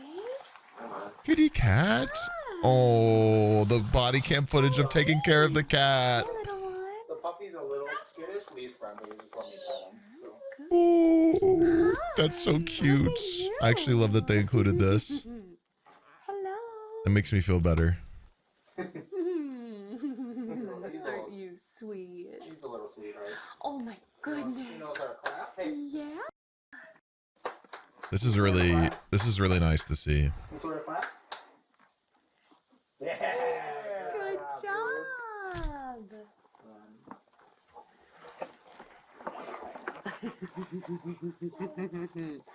What's he doing to you?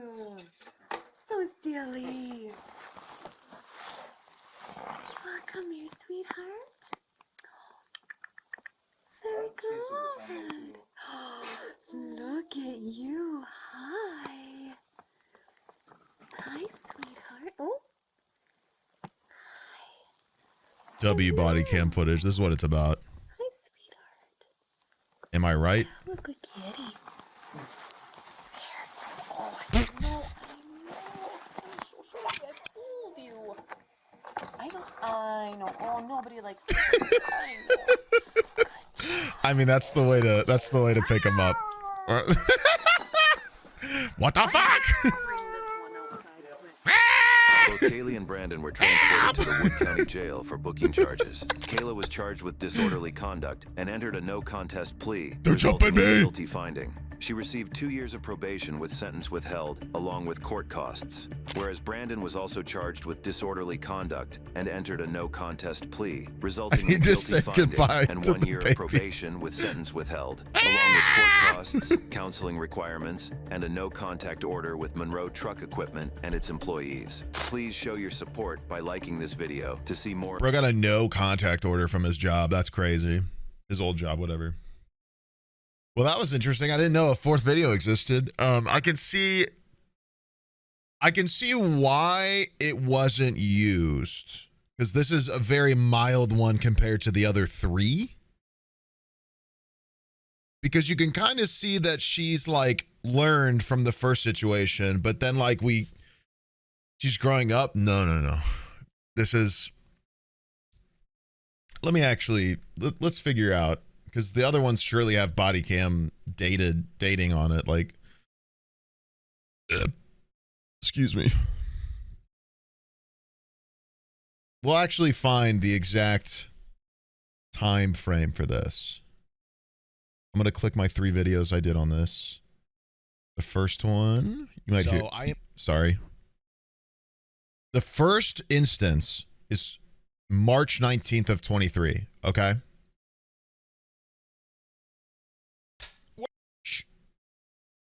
I believe this one's like in. Okay. Okay. Okay. Interesting. We're getting a timeline. We're getting a timeline, dude. Unironically, we're getting a timeline here. Okay.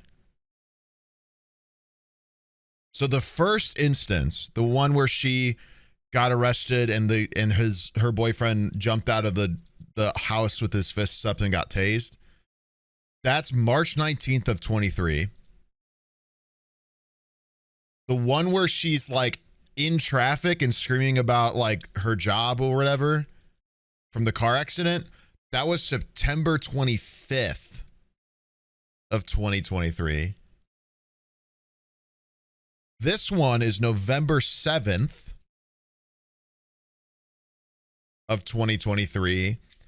And the other one is from 2025.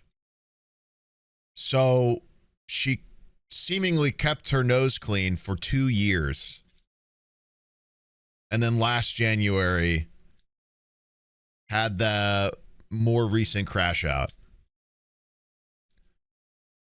where they were like at a different house. And I think she was talking about, was that the one where she said like her child threw the glass on the roof or some shit?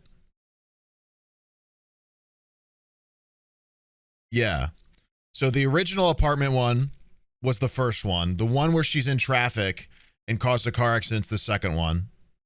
The third one is this one. And the fourth one is at the other house where she threw some, like the bong, basically at police officers, essentially. I'm pretty sure that's what she did. It was a pipe, I think. I think they said pipe, actually, yeah.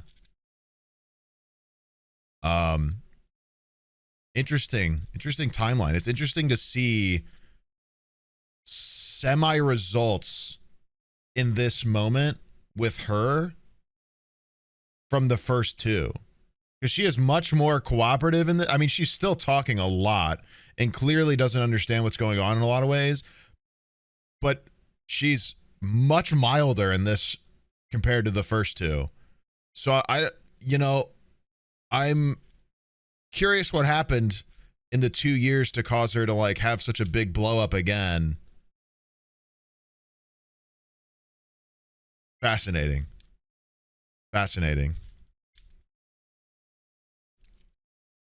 All right. Like I said, I need to take a quick break to help my wife real quick.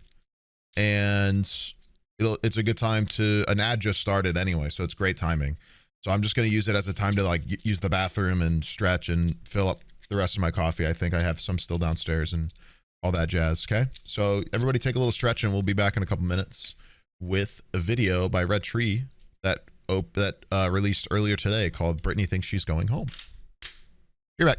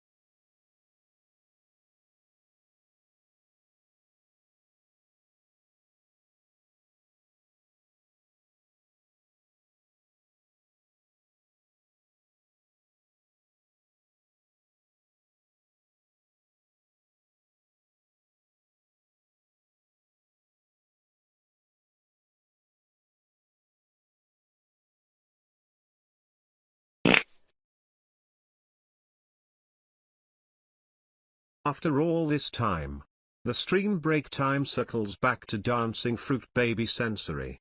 18 months, that's like a whole 2 babies.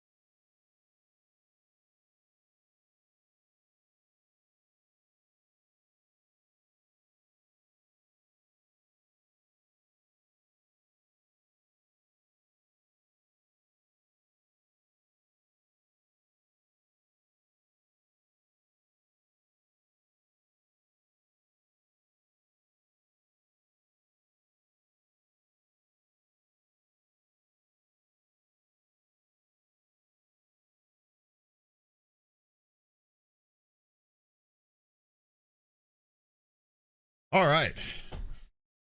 Pardon the small interruption. I had to go be a dad real quick. Yeah. Oh my gosh. Holy shit. Excuse me. We're chilling. We're gonna watch another video. Plot twist. By Red Tree Crime called Brittany Thinks She's Going Home. They posted this today. So we'll see how it goes. Something tells me Brittany's gonna go to jail.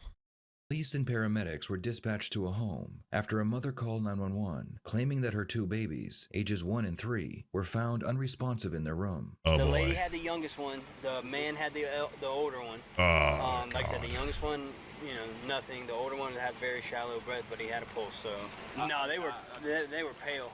I mean, I know they're children's, but you know.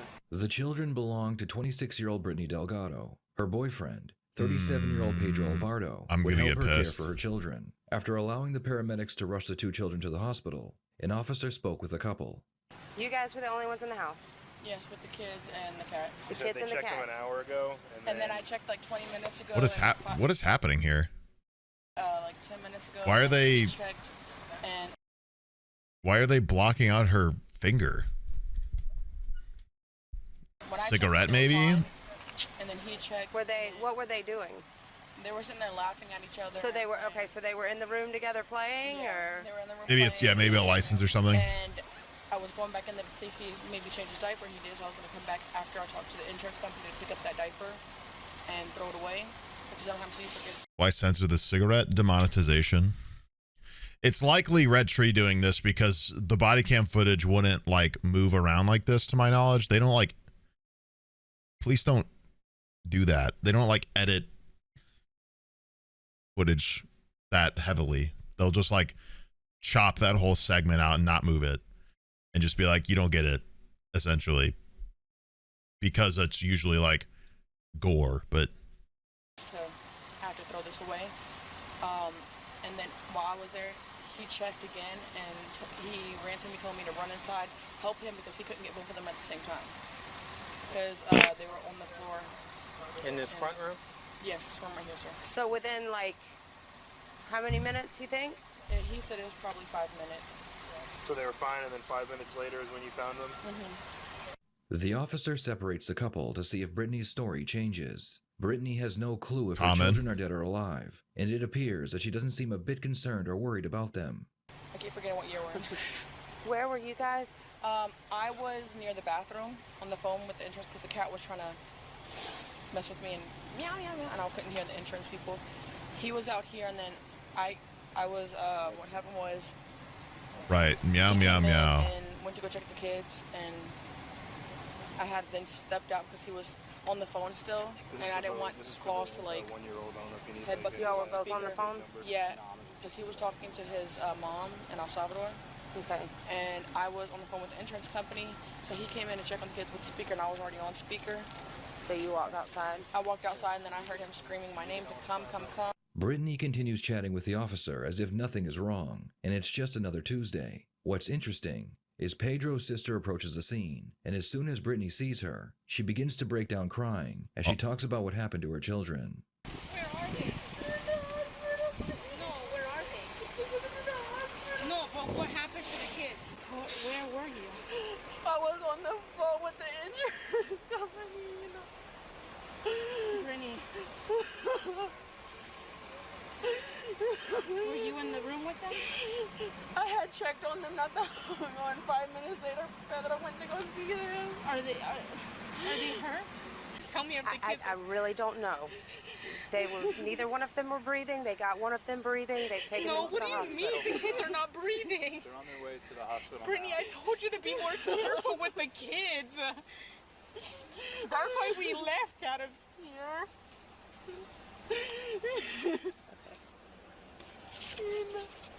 They're on their way to the hospital, and they're going to take care of them. They've got good people with them. Any asthma, anything like that? Breathing issues? Was he home? Both of them. More careful is an interesting way to say that. What do you... I knew this would happen. I knew this would happen. Okay. I knew this would That happen. implies previous problems, yeah. Calm down, calm down. I knew this Speaks Spanish. I knew them. I Anime told captions. Them. I told them, man. Listen to me. Listen to me. This is sister. I don't want to figure out what you said. I'll just say speak Spanish. That works. Good job, police department. You think the police are captioning body cam footage? No. Well, we know people on YouTube are going to want to see this one. I shouldn't call CPS. I was going to. Calm down. What did you tell him? It's my fault. I should have called CPS a long time ago. Well, who's CPS? That breaks my... Who...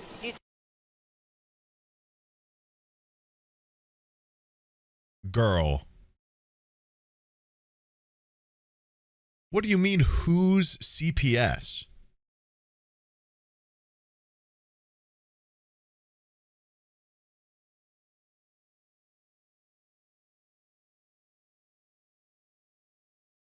What? Talking about DCF?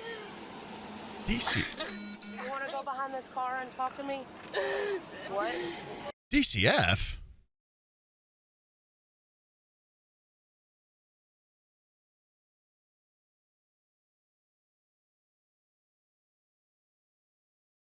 Am I missing something?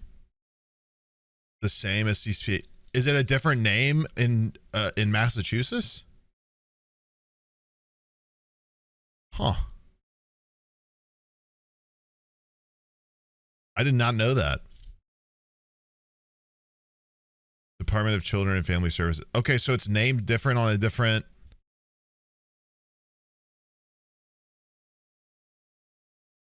How about that? I actually did not know that.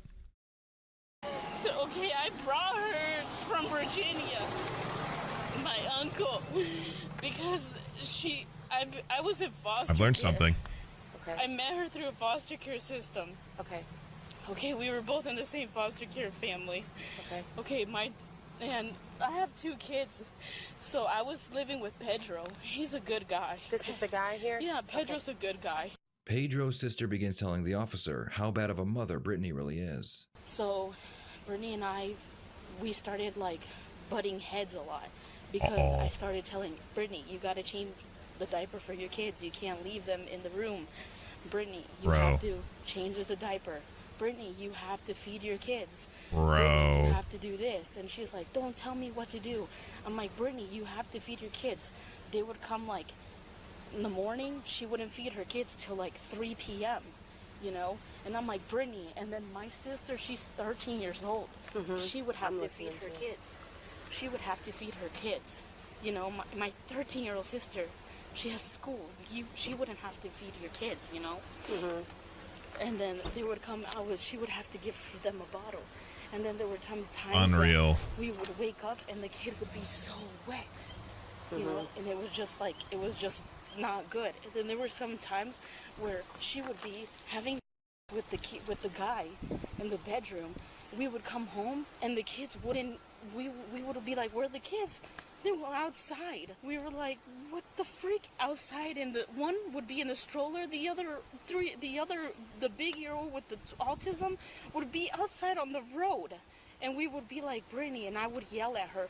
And they got to the point in time where my husband, he's younger than me, but he's a little bit more irresponsible than me, to tell you the truth. He's just like, you know, babe, Straight from the husband. Florida is like one of those states that like they take your kids away like this when there's mishandling with the kids. We were like, we're leaving, so we decided to rent somewhere in Sunbeam. So I'm like, so we grabbed our things and we're like, I'm sorry, Pedro, we're giving you your month's rent, and we decided to leave. When was that? This was 2 months ago. 2 months ago. So we decided to leave, and from then on we had a bad fight with them, and we decided to leave. And then I was just like, but I love those kids. And I told her, I was just like, I sent her messages, and I have messages from her, and I was just like, you know what, I'm gonna call CPS on you, and I never did. By this point, the 1-year-old has been pronounced dead at the... For this poor woman, too, is going to feel so guilty. And that's just not something you can blame yourself for. I don't know. Hospital, while the 3-year-old remained in intensive care. Investigators were still unsure what had happened to the children, but inside the room where they were found, officers discovered a space heater. Although unplugged, the heater was set to its highest setting. Even 45 minutes after the children were removed, and after the door had been opened, officers noted the room temperature was still in high 80s. Both Brittany and Pedro were transported to the police department and placed into separate interrogation 80s? rooms. I need my phone so I can call my lawyer. Why is there...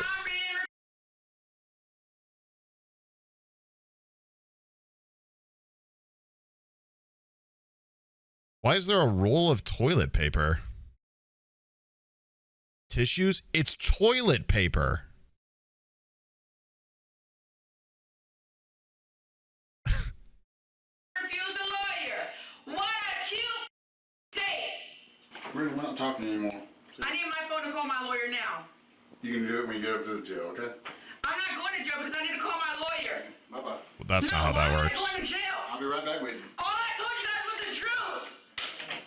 So you understand why we're here, and you're comfortable with talking to me about what happened and how we got here, right? Okay, cool. All right, that's what I want to make sure.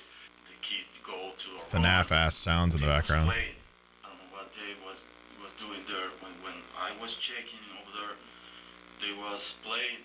We was watching TV, and this kid was playing, and I said, what doing?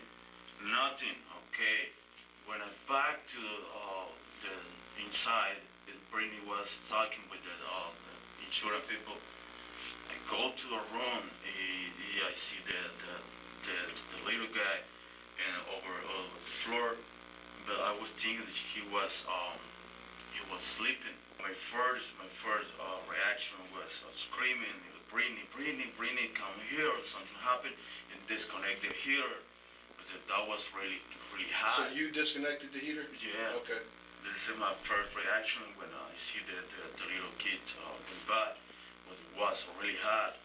And My God. Screaming, Brittany, come here! Something happened! Come here! We go to run to the shower because they was really hot. And the little kid, they don't respond.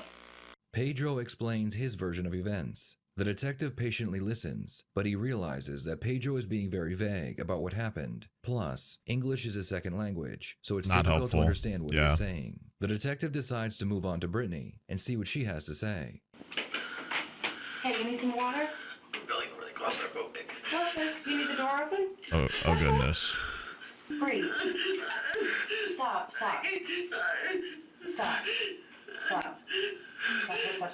Breathe. I can't do a small room. Well, let's leave the door open. It's okay. I'll sit in here with you. It'll be cool. Brittany claims that she is feeling claustrophobic due to the small size of the interrogation room. If that's the case, she's going to love the 6x8 cells in county jail. Do you think that the kids are okay, or? I know. All I can tell you that Nice. I know a lot of those, especially a lot of those fire guys, and we got some good folks. Out of a percentage, you think the kids are okay? Like, out of a percentage of okayness? Out of a percentage of... I'm not gonna... Out of a percentage of okayness.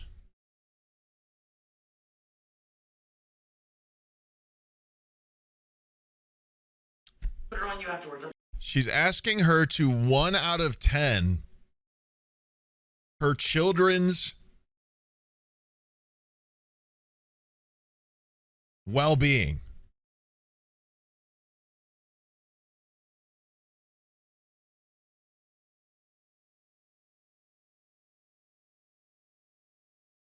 No, I have no idea. Like, I couldn't even answer that.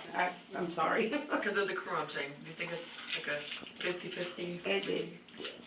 If any luck, by the grace of God. You don't want to say? I don't know. I don't like to guess. This seems awfully casual. So they're playing in the bedroom, and everybody gets up 7 o'clock. They're playing in the bedroom, and I'm checking on them. You're checking on them. What is Pedro doing? He's asleep, and then I ended up waking him up later on. Do you remember what time that was? Around 8:39, I think it was. He went back to the bathroom to use the bathroom, so I went to go check on the kids. 50-50 on if my kid is They were alive. horsing around, laughing, and everything else. I mean, that's In that same an room. unbelievable So- sentence to hear. I was by the bathroom talking, and I heard him coming in talking on the phone. So what I did was I stepped outside in the front. I'm actually speechless. Please go check on the kids. I checked on them 10 minutes ago. All I hear after that is, Brittany, Brittany, Brittany. So I'm coming around there and start thinking that they're fighting with the cat, or somebody's fighting with the cat, or something's happening. So obviously something's happening. So I come in, and I was also smoking a cigarette at the time, a little short that I had. And I came in with the cigarette because I was like, oh my God, what's going on? And he's like, the kids, go see the kids, I'm on the phone, I need to tell them bye, blah, blah, blah. I'm like, okay, I'll go see what's going on. I'm like, can you just take this thing? Because I can't go in the room with the kids with this in my hand. He just brushed it out my hand saying, that cigarette, you know? And I'm like, okay, we draw the line at cigarettes. Are you kidding me? Don't throw it in the floor in the living room, like the and I ran to go see the kids. I can deal with leaving my kids in a room unattended, but I draw the line at them seeing the cigarette in my hand. That's not okay. Yeah. Okay. With some little bit of air. But they can stay in a room unattended too, obviously, for multiple minutes and hours. That's a good, yep. Mm-hmm. What was the temperature in the room like? To me, it felt a little warm, but I didn't feel like it was to the point where like they could pass out or I could pass out, anybody could pass out. I felt like it was okay. Was the door open or closed when you went to the room to check on them? It was wide open. They had a little toy prop in it. Okay. Was the heater on? When I went in there and looked to see it, the thing was off. The dial was off? Yeah, the dial was up towards off. And then I had to hang up. I was trying to hang up with the insurance people and call 911 at the same time and resuscitate, in which, all right. you know, yeah, blood boiling to say the least. Yeah. You juggled a lot right there, man. That's stressful. Yeah, that's a lot on you, man. People call me a super mom. They call you super mom.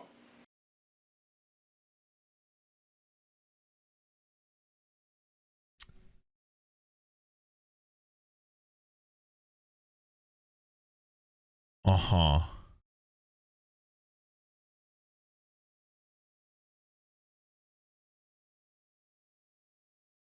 Who is this we? Oh, okay. Because normally okay. I'm juggling the kids and everything else, so. Yeah. At this point, Brittany doesn't know her 1-year-old passed away from heat stroke. She explains that she was checking on her babies every 5 minutes, so she can't understand how they went from playing with each other to being unresponsive. Wow, what a super the detective mom. needs to get her to tell him the truth. He believes that the children were left in a hot room all night and most of the morning. Do you ever let the boys play by themselves for a while without watching them? Like, do they ever go play in the room and you just kind of like clean it up or whatever while they're in the room? I clean up while they're in the room, and then if I'm cleaning another room, I go check on them. Yeah. Would you say you're the primary caretaker of these boys, or is it Pedro? It's an equal. It's an equal thing? And next time, what I'll do is, if we're in the living room, I'm locking those bedroom doors, and I'm letting them both play out in the living room. Speaking of that, got a question for you.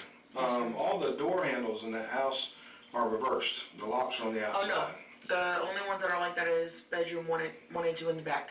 During the time when you supervise the kids, and I'm not saying this is... bedroom 1 and 2? Is there a period of time, like if you're doing something very important, that you would lock them in the room so they couldn't get out, so you can deal with a phone call or clean up a mess or just like a minute or two? Would you ever do something like that? No.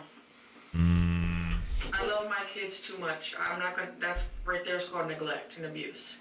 And I don't believe in that. Okay. Yeah, I agree with it. I love my kids too much. This right now, it hurts me. I still have the image in my head, how they looked and everything. Yeah. I'm worried about what's going on. I want to know what's going on with my kids. I want my kids. Yeah. Yeah, you know they were transported by the ambulance, right? Yeah. Yeah. We want to make sure we first just understand what the frick happened. How do we get to point A where the boys are playing and they're fine, all of a sudden they're overheated, right? And then they're being transported to a hospital, non-responsive. And we're trying to figure out how we got to point A to point B. And I want to know how that happened too. And I really... Well, I mean, only you and Pedro would know. Do you think it's possible that you were on the phone longer than you think, and those boys had that door closed while that heater's on full blast? No, the door was open. You don't think it's possible? The door was open. Because even when I saw it, it was open. Everything was open. if we're going by the timeline that you gave me for how long that, you know, the intervals that the boys were checked on, I can't see how, if the boys were in that room 5 minutes, that they could overheat that fast. Super mom. So it tells me that they had to have been in that room longer than maybe you probably maybe 10 perceived. minutes. Is it possible? I mean, because I've been on the phone before. Listen, I've been on the phone before, talk to people, and you lose track of time very quick. Yeah, right? I don't know if I may have you're right, I may have their timing wrong, but I mean, Maybe. I know I checked on them. You might have it a little wrong. Between calls Yeah. as well. I was literally like, you're the room. Maybe I'm just in the by a kitchen. few hours. I was literally, Oh, we're. what are you doing? Mm-hmm. Brittany claims to be a super Oh yeah. mom. So Oh the yeah. detective is We're going to bring painting a up all picture. the times it's been shown that she is actually a terrible mother. He starts with the many times her babies have been found outside wandering around. Have you ever had any instances where either of the boys got out of the house without you knowing it and walked down the street? Has that ever happened while you've been here? Super mom. Twice, I think. Happened twice? Super mom. I was in the bathroom those 2 times. I was just in the bathroom, Mm-hmm. and that was before we fixed the back door lock on the top. I don't know if you saw that. No, I didn't notice it, no. The detective wants to know Super why mom. Pedro's sister would say that she knew something was going to happen to Brittany's Where are we children. going? She was just trying to make a big show, you know. Yeah, but the kids were putting the ambulance and had left. Right. And she was aware of that. Why would she say, I knew this was going to happen? Because she's a drama queen. Right. Two, she's mad at me, so she's trying to make Of course. it look like I'm the bad guy. Why, Of why would course. she do that on the scene? Because you guys are officers. Mm-hmm. If she makes it look like, oh, I knew this was gonna happen, what are you guys gonna think? That me or Pedro's gonna do something to the kids? And this has only happened. This is only the result of her Messenger saying that, right? Messenger Of where course. she has threatened me, saying that she was gonna whoop my ass. Okay. You deserve it. I can't and lie. threatening me that she's gonna call CPS on me. So you said she threatened to call CPS on you. That woman's going to be haunted for the rest of her life due to the fact that she didn't. And I really hate that for her because you can't necessarily blame her that she hadn't. You can, I mean, like, it's understandable to see, like, how it might have helped, but also one call to CPS doesn't guarantee that they get taken or, like, helped or anything. There's a lot of things, like, there's a lot of missteps within CPS in a lot of ways that parents, I mean, there's many cases in which they've been duped by the parents, you know what I mean? So it's like, I don't know. I mean, I feel really bad for that girl because she's gonna, I guarantee you, she's haunted by the fact that, like, she didn't do it. For sure. And that sucks. It's very hard. It would be very hard to shake that. Even though, like, you can't even guarantee, had she have done that, they would have gotten help and the 1-year-old would have survived. That's what really sucks. You just can't, it never happened. You can't just say it would have for sure happened. That's just going to torture yourself. That sucks, man. What would she say if she called CPS? Just some stupid shit like that, stuff that she does for her, like doesn't do for her kids and her husband, which I've noticed. And I told her, I was like, yeah, but what would the allegation be that she would call CPS on the you? supposable allegation would be that I don't feed my kids. Let me ask you a question about CPS. Have you ever had any investigations against you with CPS in other states? Supposable? To be honest, yeah, but that wasn't he said, she said, because I didn't have a steady residence. So what do you mean, you were homeless? I was living with friends. Brittany admits that she has 3 other children that she no longer has custody of because she was unable to care for them. This means at the age of 26, Super mom. Brittany has had 5 children, and she was accused of mistreating all of them. So, when we went in, we took a lot of photographs of things out of the home, and it's pretty standard procedure that we do that. Wow. So, in the room where the boys were found, prior to we showing up, there was not any outlet covers on the outlets. So why would that be the case when you told me that there was, and you confidently told me that there was? Yeah, there was outlets because I was putting them in there, unless... There's not. They went back and reviewed the photographs. There's not. I don't know where the outlets are now because the last time I checked on them, outlets were in place. it slipped my mind to look, but... Come on now, Supermom, don't let stuff like that slip their mind. You said you were Supermom, right? Oh, silly me. Look at her fucking, duh. With all this stuff that was happening... You're right, I'm such a goof. When we were in that room, we have a digital laser temperature reader. And a lot of people that install heating, air systems... It's the stuff that ghost hunters use, too, to be like, whoa. They do that to put the laser on the air, and it tells you that a very, very specific, very, very accurate temperature of the air, okay? Mm-hmm. While we were in that room, the average temperature in that room was 90 degrees. Now you're telling me the room was not uncomfortable. It was not uncomfortable when I went in there the last time.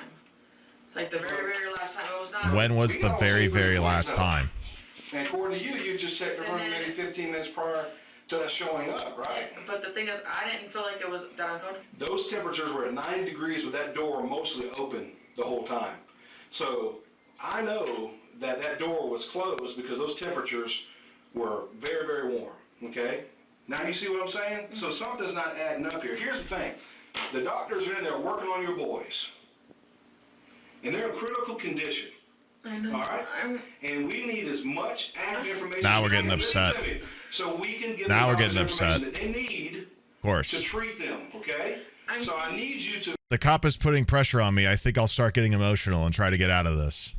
be a little more forthcoming than what you've been telling me, because I'm laying some facts out here to you that you can't be disputed, okay?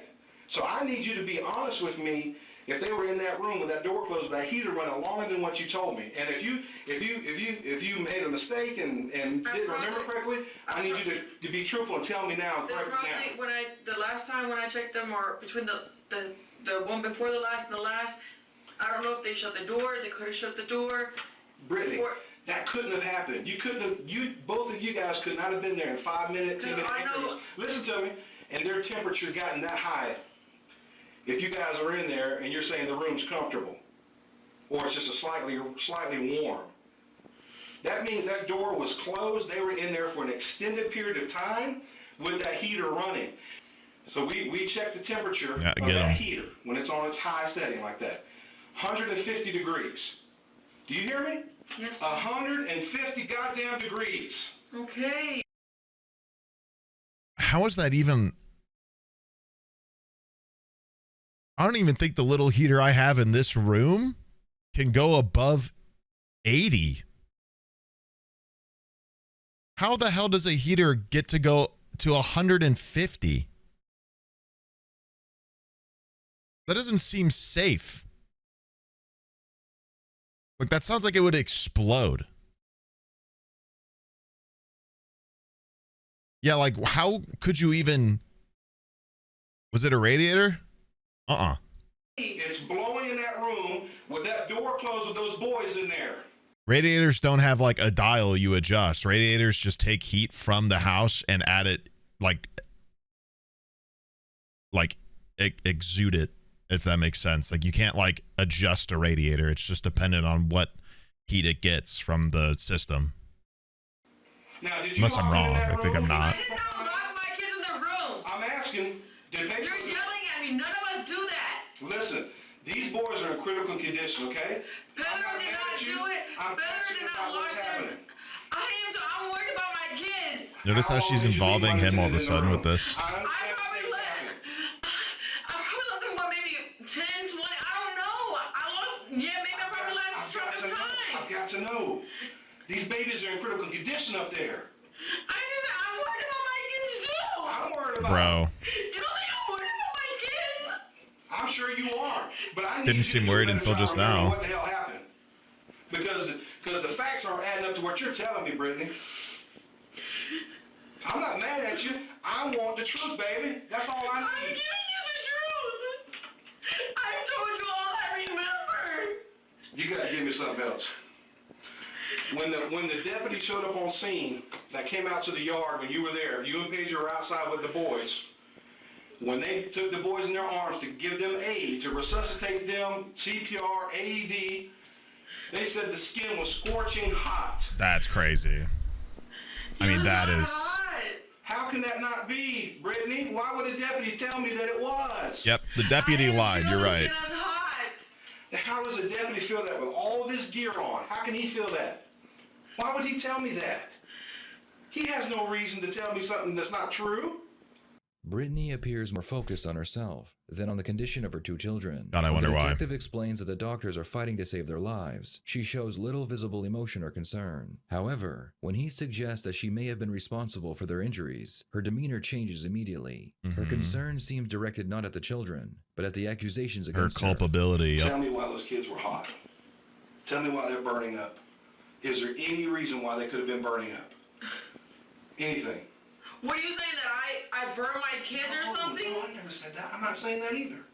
That I purposely put a heater in there to kill them? No. Give me another explanation why they're... What a, oh, so you don't like Waffle's ass statement. Why were those kids so hot? Oh, you're saying I burnt them alive? You're saying I burnt them? What? Bodies would be so burning up hot. Is there something else going on? Why would obviously there's no burn marks on the babies. I never said that. I'm not saying that you did that. Tell me why their bodies were burning up hot. So yeah, sometimes there's timing that you don't actually look at a damn clock. Brittany, answer me something. Is it possible?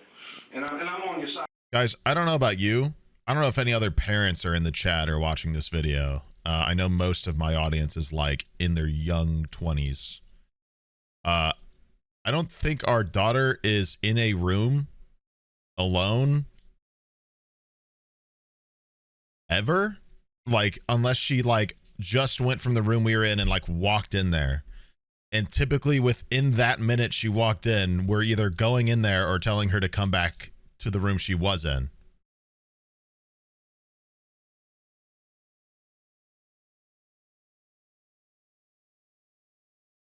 Like, full stop. There's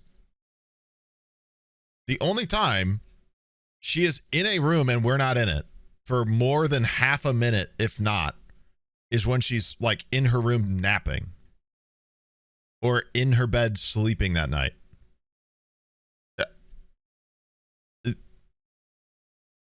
Period. Like that. I don't know. I can't just like sit in my house knowing she's just like finagling across the house in a room unattended. Like, if she goes in her room, like I'm pulling up the nanny cam if I don't want to walk in there so I can see her in some regard just to make sure she's not like doing something. Like she's in vision in some way almost the entire time. I can understand being like she's in her room, I'll let her stay in her room. But if I do that, I pull, like, we've got a camera. It was like $20. Wasn't an expensive camera at all. Darling, I'm trying to figure this out. I'm on your side, okay? This stuff baffles me every time. That those kids were aggravating the hell out of you while you're on the phone, because they've done it to me before at my house, and you said, all right, I'm gonna leave them in there, they're playing, have a good time. Let me take this phone call. I'm going right back in there and check on them. Did that happen? Just please tell me. I don't do that. I left the door open. Did you do that today? No. Super mom. Okay, Mommy. Brittany, something's not adding up, baby. Those babies have 108 and 7 internal core temperature at the hospital. Can I finish? Maybe, okay, after he said, okay, Mommy, maybe I didn't notice when I was in the living room, like towards the hallway area, that door was maybe cracked or closed. Well, I'm going to step out here for a minute. I'm going to go talk. Oh, we didn't notice. Okay, never mind. I want you to think you can go. Seriously about our conversation, about the facts that I presented to you, the core temperatures of those babies, the temperature of that heater, the temperature of that room when I got on scene well after those boys had been transported and that door had been open. And it was still hot in that room. And you're accusing me of... No, you need to think about... Seriously, go back in your mind. If you're gonna be accusing me, I need to call a lawyer. I'm not accusing you. I'm saying, help me find out why I have. Oh, he is, but he's not going to tell you that. Something different. That's all I'm saying. You need to figure out. You're absolutely being accused. Over and over again, have I locked my kids in a room or Pedro? And I keep telling you no. So if you're going to keep asking me these questions, and And I'm gonna also respond for Pedro. We need lawyers. Okay. All right. Hey, on that file. Well, it's a good thing we didn't say anything yet. I need my phone so I can call my lawyer. You stand by right there. It's a good thing we kept quiet. Accuse me of abusing my children. That is ridiculous. Yeah, get him. The detective Yeah, leaves get the him. room, and Brittany decides it's time to tell the camera exactly how she is feeling. I said the thing last, so I win the argument. I said something last, so I win.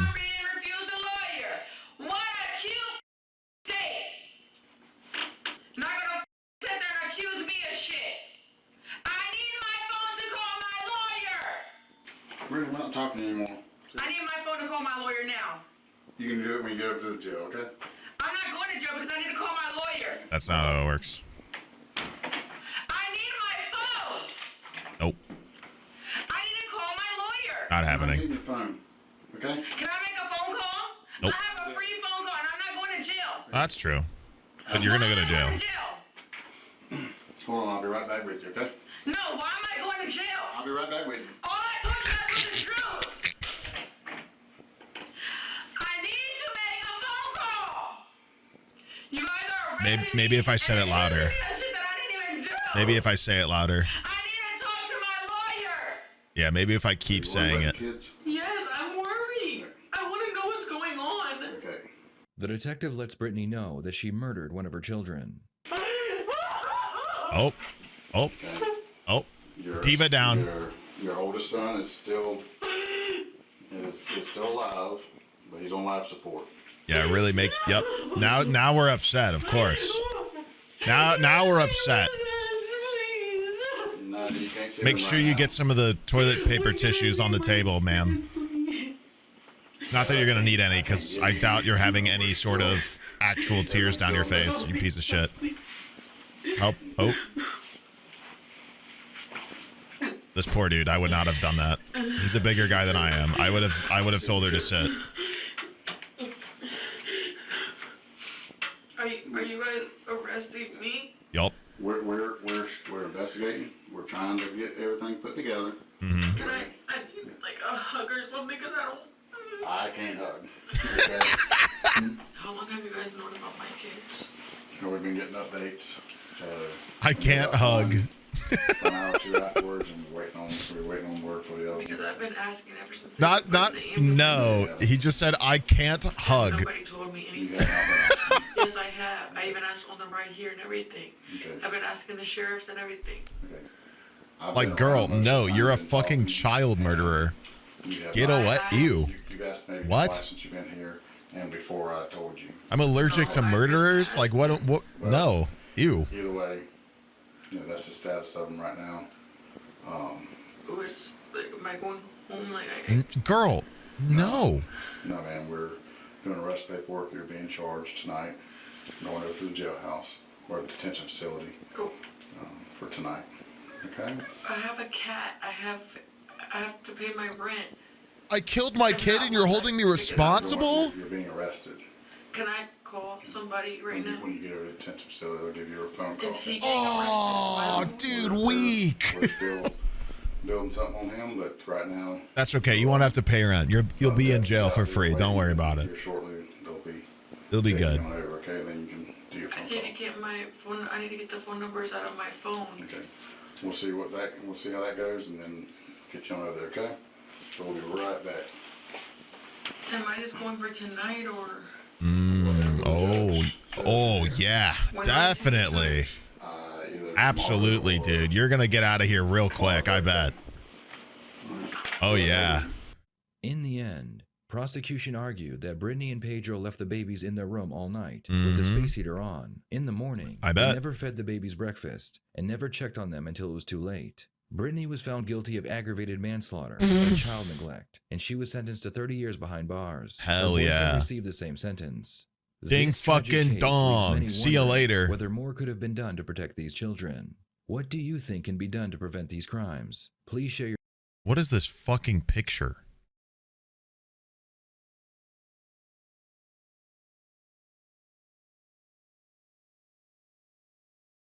Is this AI? This looks like AI. What are we doing? Why did you put this in your video, dude? Your thoughts in the comments below. In loving memory, 1-year-old baby boy. What are we doing? What the fuck? What is this writing? Like, what are these weird, like, little things coming off of the words? This isn't how cursive works. This is a different pattern than this side. Like, what are we doing? This is different wings than this is.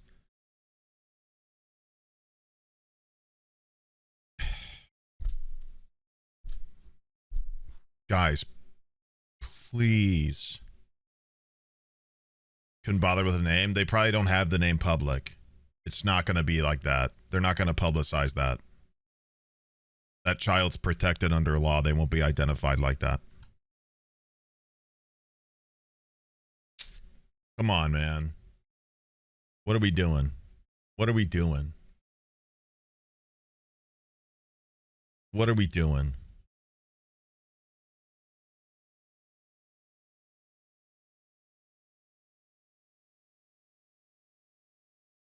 Disappointing.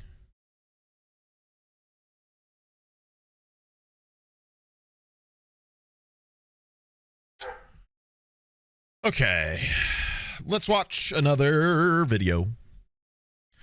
We're going to watch a video called Woman Gets Caught Trying to Destroy Drugs in Back of Police Car. This is from Code Blue Cam, another body cam video. My dog's barking. Yeah.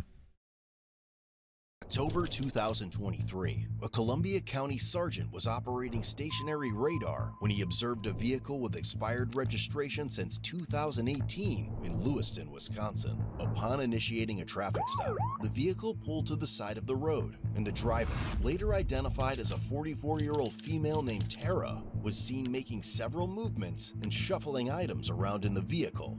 While speaking with Tara, the sergeant noticed her nervousness and a visible pounding pulse in her neck. An odor of intoxicants was also detected.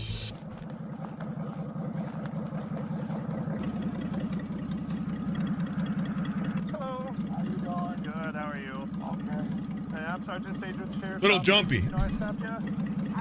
Because the plates, she just bought it today. We got to return the plates. She couldn't get them off. I'm going to get them off tomorrow, and we're going to return them to the gentleman. Okay. In the center between Tara and her passenger were numerous items covered with blankets. Got it this afternoon. This isn't signed or dated, which makes it unlawful. You have a title for a vehicle that you purchased, and it has no date on it by the seller and no signature, address information, or date by you. You have to sign it because there's no proof that you purchased this today. Okay. No, there's no reason to call him. Do we got to do this in front of somebody? She can sign it My right super now? real, my super real. You have to sign it right now. I will. Do you have a pen? Sure. Well, like I said, again, I just bought it. Where are you guys coming from this evening? We had to make a stop in Portage, drop some stuff off for the boss, and now we're just heading home. And The boss. Are you close and able to step out here? Yeah. Drop some stuff off for the boss. At the time, Okay. and it was freaking Goon ass sentence. Okay. So, but I guarantee it will be changed. It will be taken off tomorrow and everything. Oh. Well, I'm gonna have to take the plates. Right now? Yeah, I can't leave them on here. Oh, okay. So That's I'll true. Take them here shortly. They're expired by 5 years. I know. I don't 5 years. think he's too. I honestly think this was a barn Oops. ball vehicle. It runs. I'll take my pen. Yes, that's Come it. on now, it's a nice one. I could use it. Hey. Insurance Nothing on for this the one. vehicle. Okay. Nothing. Yeah, give me your pen. I'll have you step out the other side and come back and talk to me a second, okay? We're out along a dark stretch of highway. I'm by myself. I just don't have anybody getting out. That's moving cool, around. man. That's cool. Let's have you walk back here for me, okay? Yeah. Hey, can you actually put your cigarette out for just a few minutes?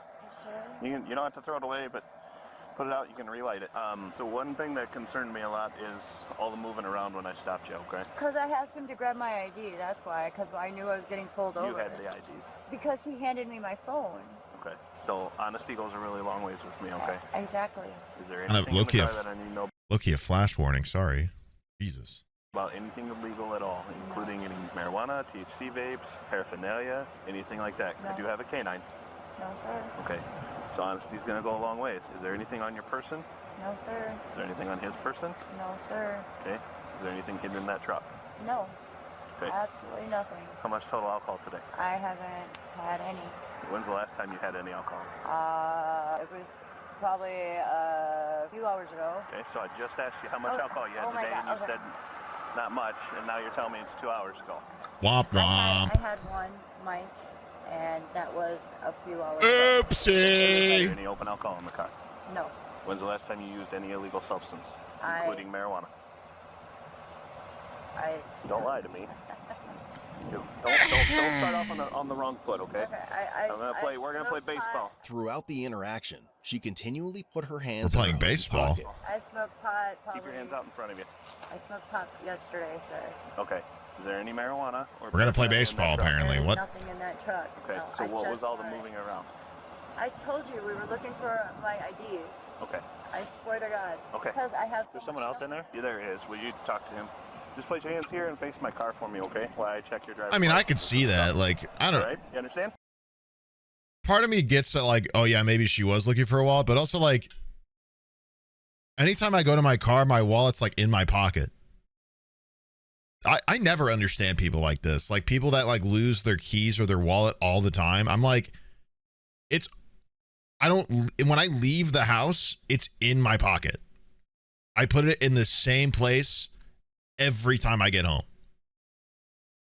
First thing.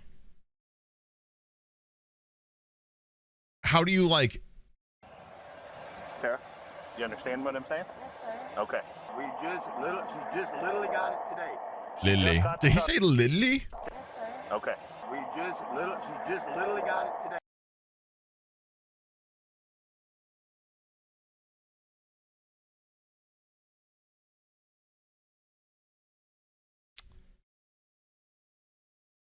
Statue of Lily. All I can think of. God damn it. My brain's goop. She just got the truck today. Today. Did she buy it? First name Robert, common spelling. Middle. Yes, she did. Okay, so why are the plates still on it then?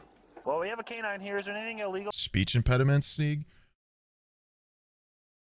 Well, they did basically admit to drinking and smoking. So, like, which is, you know,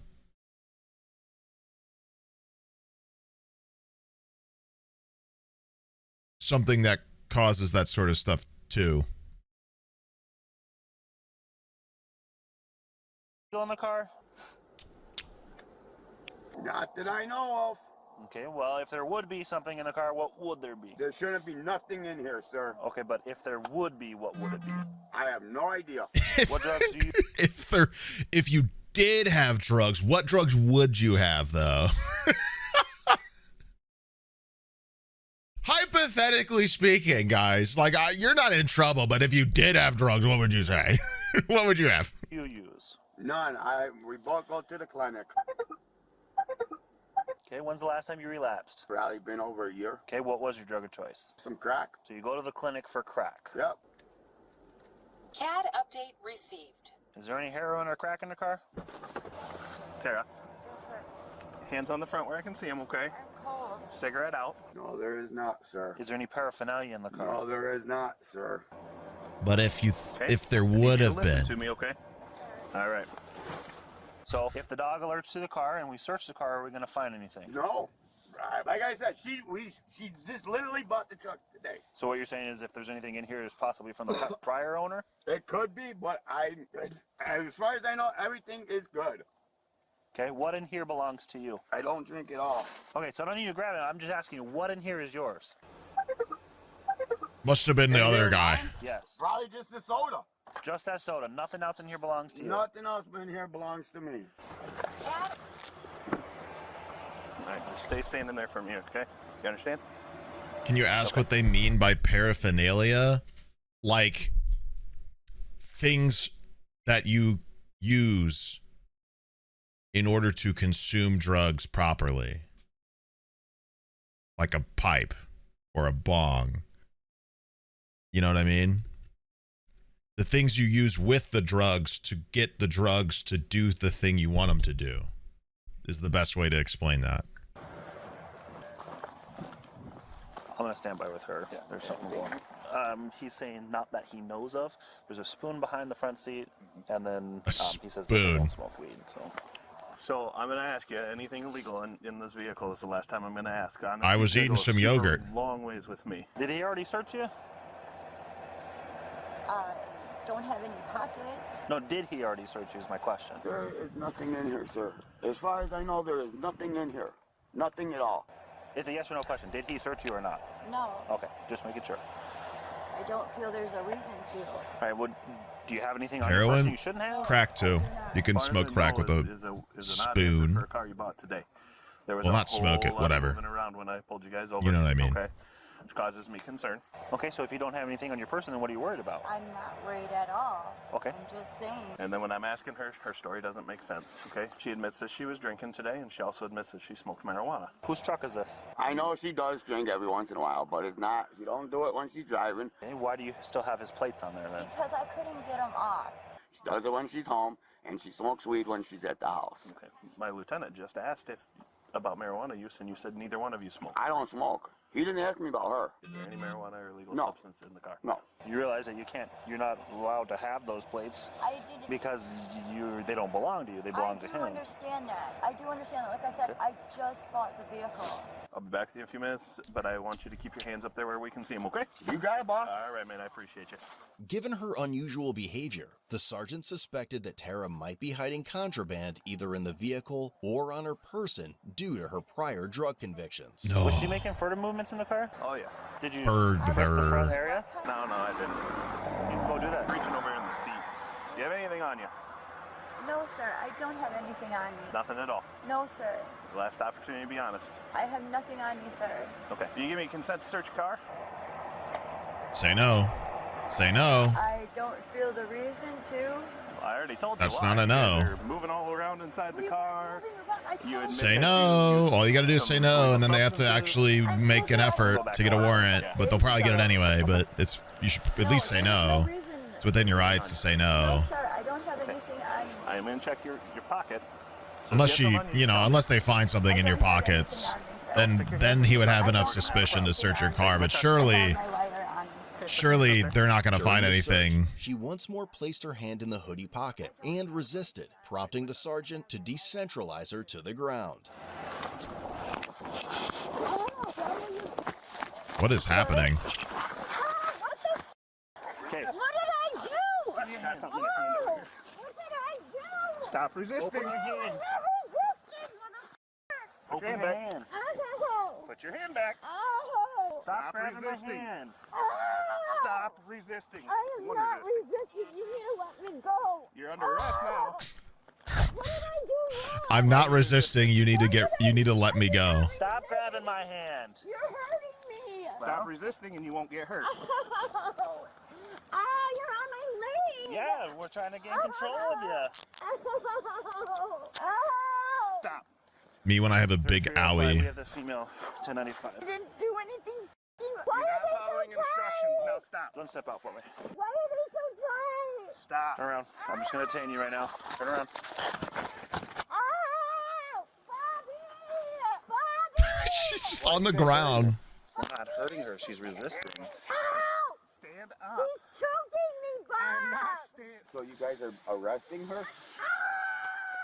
Stop resisting. He's just casually asking about her while she's like, ah, ah. So, what's happening? Relax.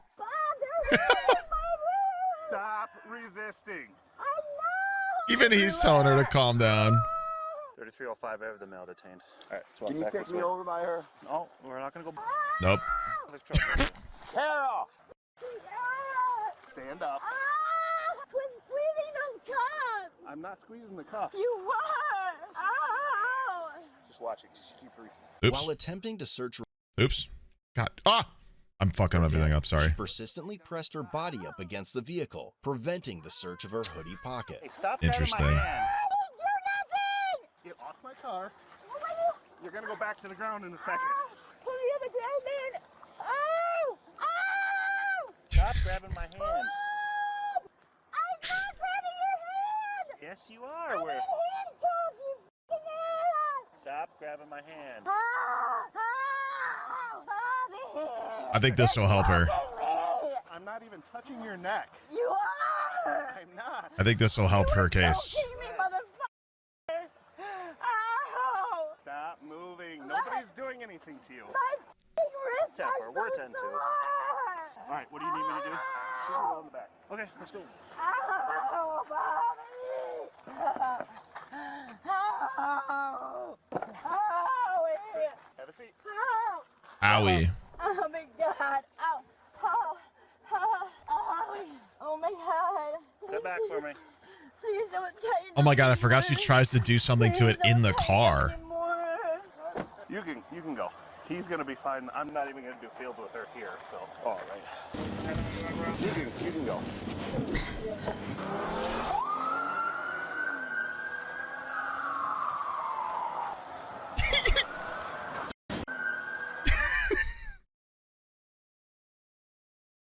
This dude just sitting here dumbfounded. It's like, well, I guess I'm alone tonight.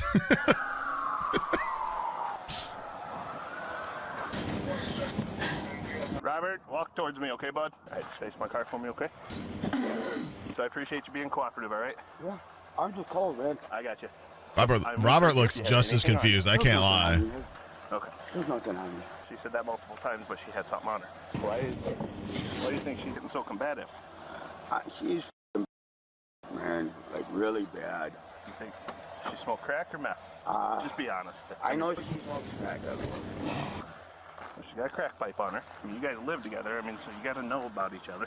I know, but I'm not home during the day a lot, man. Okay.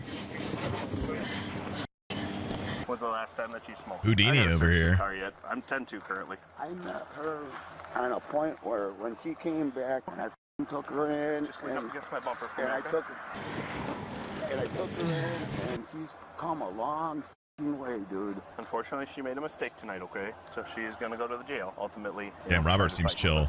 And wouldn't stop after giving multiple commands, okay? And I bail her out. I will make sure that you know before we all part ways.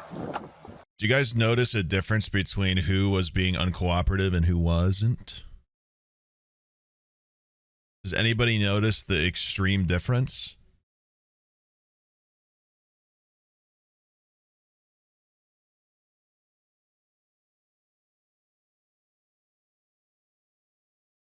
I'll give you a hint.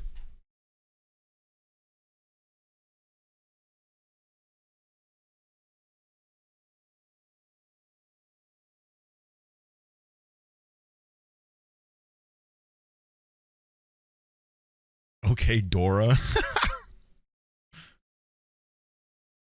He has arms? No, she's white. She's a white girl who was clearly never educated on the dangers of fucking with the police in the moment. And this guy clearly has been, because he's not. He's not? He doesn't look white to me.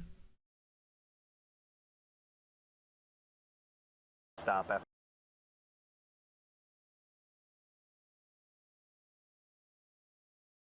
Am I crazy? He is not white. He is not a white girl. Okay.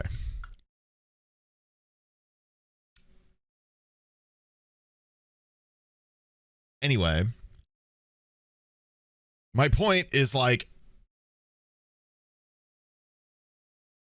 I'm pretty positive he's not white.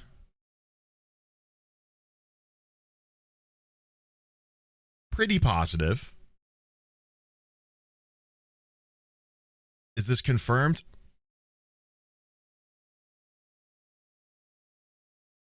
Never mind. Never mind then. Like, never mind. I'm gonna go. My food's ready. I'm gonna go get my food.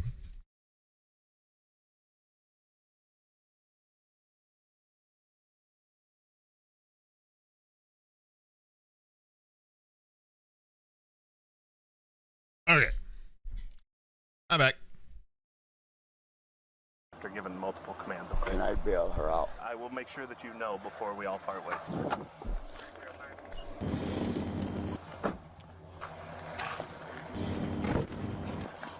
Stay seated. Are you doing all right? No. My f***ing cuffs are so tight. Oh. I will check them in a minute when I get a partner here. Okay? Do you understand? Get what I did. Well, you didn't follow instructions, okay? And then you tense up and start fighting, and that's what happens. I did not tense up. Well, you did, because when I tried to grab your arm, that's when you started pulling away and tensing your muscles. You can't do that, okay? You were choking me. Nobody even grabbed your throat. The f*** you would grab my hoodie. Way before that. You grabbed my hoodie. You were choking me. Way before that's when you were fighting.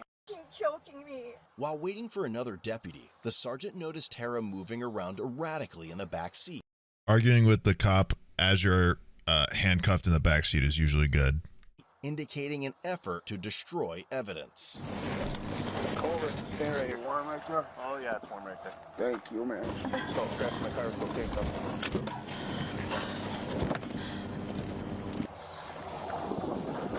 It shouldn't take too long.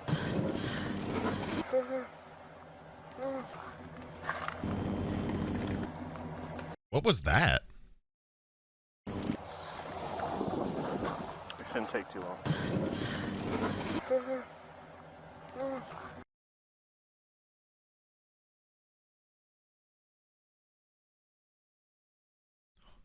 Huh? Yawning? I guess. I like Jennifer Coolidge a little bit.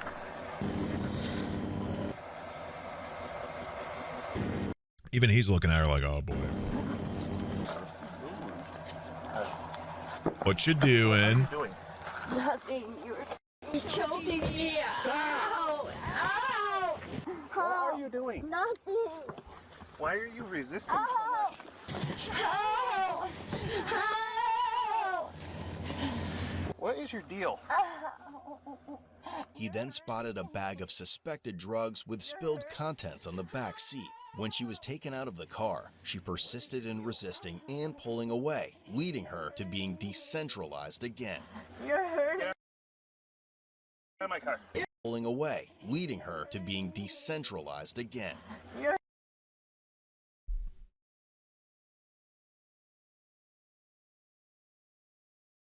Oh. Get out of my car. Ugh. hurting me. Ow. That's her fingernail. Stop resisting. No, you're... 3326. Have another unit step it up. Fight Robert is once again just standing right over there, by the way. with the female again. Stop! If you kick me, you're gonna get a felony. Now, relax. Stop resisting and I can remove snuff. Yeah. Well, when you quit resisting. This guy. He's just...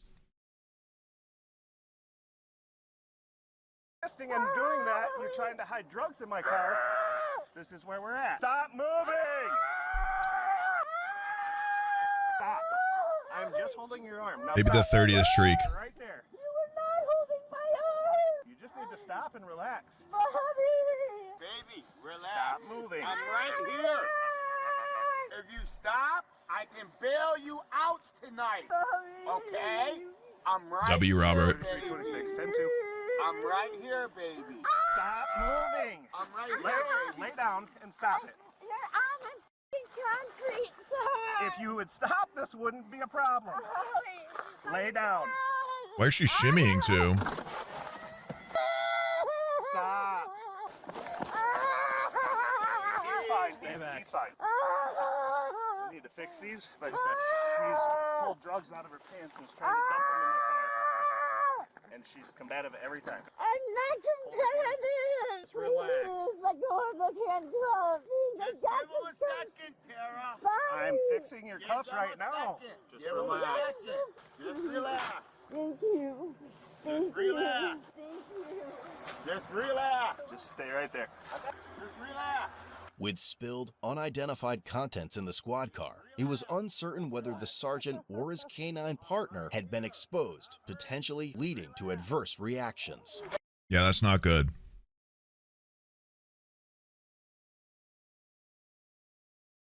Imagine that's fentanyl. It's not good. What's the powder you dumped in my car? Because if it's fentanyl, it could kill me or my dog. What is it?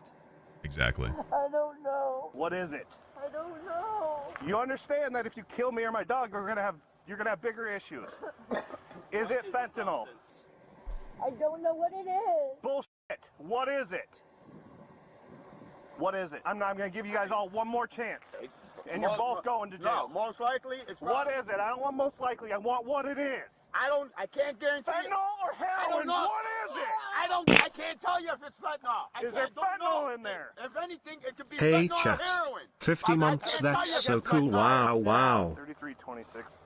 You start EMS to my location. What is the substance? I just told you. What is it? I just told you. Then repeat it. All right, buddy. I think it's heroin.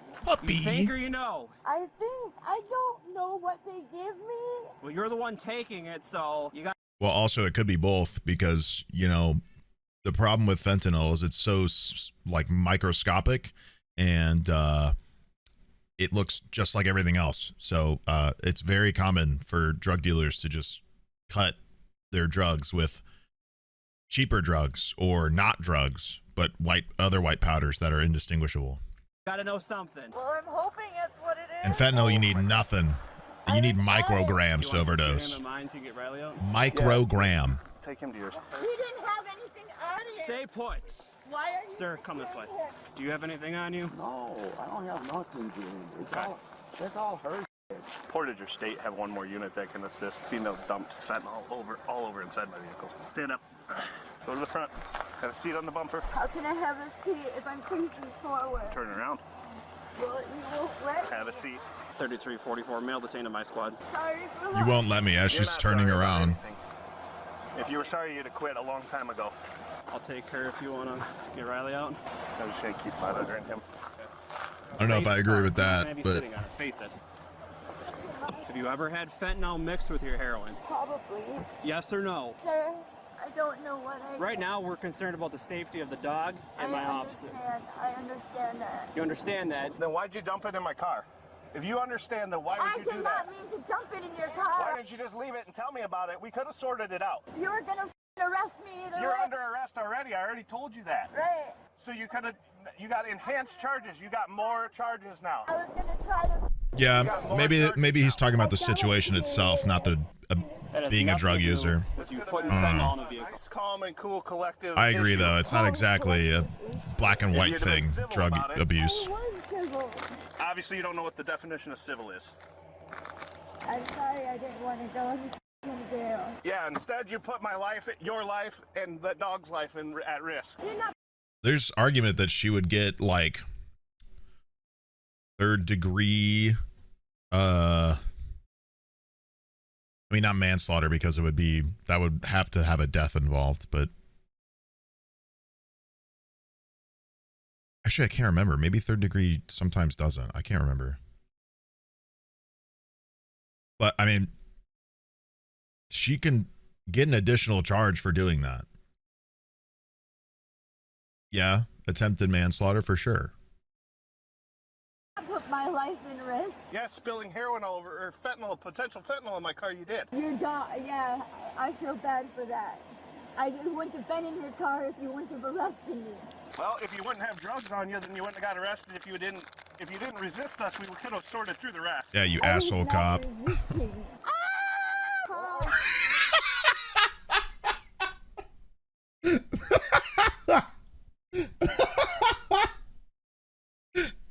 Oh my God. What are you doing? Why are you resisting so much? Stop moving. Not the compilation, dude. Because you were resisting. My face is because of Stay you. against the car. Proof too. You guys are f***ing abusing me. I'm Not telling the- you to stay put. not- You're the one that's trying to pull away. Not the from compilation, dude. Do not move anywhere from the hood. Can I please smoke a cigarette? No. Please. No. Do not touch my wrist. Trying to touch my fingers. You're tightening up and you're trying to grab at my wrist. I'm not grabbing your wrist. What Okay, am when I you're doing grabbing with your hand, you're grabbing mine, so quit. What am I doing with your wrist? What do you think I'm gonna do? Anything Stay at this against point. the car. Stay against the car. Quit. Stay against the car. You push against me, it's considered resisting. Now knock it off. Do you understand? You're hurting me. Then quit trying to push off the hood. You're hurting me. Ma'am, you need to stop resisting, and this won't happen. You're not following any instructions. Quit tensing up and pushing off the hood. Just relax. You want me to relax? Yes. You got me pushed up against the hood of the car. Tara, you need to listen for a You've been second. hurting me. The ambulance is going to come and check you out. So can you stop resisting and just listen? Then quit moving around and just listen. I fixed the handcuffs. You need to just relax a little bit and start listening and following command. Now I have to search you again. Do you have anything else on you? No, sir. You found it. You got it. Lighten your stance. I pissed my pants and I'm bloody. Just so you know. Do not The cop. touch my wrist. I'm Like- not. Get your hands off of me. No, because you've not been happening. resisting the whole time. This girl will absolutely Following a book search of it. the vehicle, they found several syringe caps and other drug paraphernalia. There's definitely ditching stuff when I pulled them over. I'm sorry for it. Just relax. Sorry. I just can't help it. I didn't know about the drugs. She had them in her rear end. She was moving around in my car. Fucking mind is not right. I wish I was wired like you people. You said you were going to eat it. Did you eat anything? No. Okay, I just want to know for your safety, okay? I'd be safe. Trust me. Now I'm gonna be sick. The ambulance is here. I'll have you sit in the back of their ambulance where it's warm. Do not do anything that is going to make this worse. Do you understand? How you going, buddy? You okay? You're a cool boy. All right, we're gonna walk you this way. I'm gonna take you out of those cuffs, okay? She cannot bail out tonight. No problem. I can't bail her? No, she's gonna have felonies. We got her in the car together. He left, and then I checked on her twice, and I noticed she was moving a lot, but she had her pants pushed down. And I was talking to him, and I watched her, and then I saw her reaching, and she was trying to dump all the drugs in the car. And as soon as I grabbed her, she flipped around and then started like flopping and trying to kick again. And so I pulled her out. And she In her started butthole? fighting Probably, on that, I mean, so maybe it's just all not over that. Why can't I have Walk. It's more likely it was, I mean, I don't know. I mean, I guess I don't know how far she got in the progress of such, but maybe she like stuffed it down her pants minimum. You know what I mean? In her rear end? I don't know. I could see it meaning just like in, near, around, in her pants. Still. Bittersweet. Thank you for those 10 gifted subs. W gifted subs. Tara. Cigarette. Tara, walk. Stop. Baby, I love Give Do me a not. drag of a cigarette. Tara, walk. Baby, Do not. relax. This is why you're not getting a cigarette if you're going to act this way. We're beyond that. We're gonna go around the. Bob. Quit. You did it on purpose. Who did what on purpose? Are you talking about him? What am I being charged with? I'll explain that to you in just 1 second, okay? You good, really good? Yeah, I think we're gonna be fine. I got wipes in my car, so I'll put gloves on and lay them down so that it's wet and hopefully contains it. So I it got a doesn't bunch of fly like around. Clorox wipes if you need it. I have a whole container. Okay, I perfect. carry my own. They could. Ain't no way. The sergeant, Canine Riley, and Tara were soon cleared from potential fentanyl exposure. Among the drugs in the back seat that Tara attempted to destroy or possibly eat, one bag weighing 3.1 grams did test positive for fentanyl, and That is so much. another bag weighing 6.3 grams tested positive for crack cocaine. You can get back in. I want to reiterate that, like, fentanyl causes people to overdose by the microgram.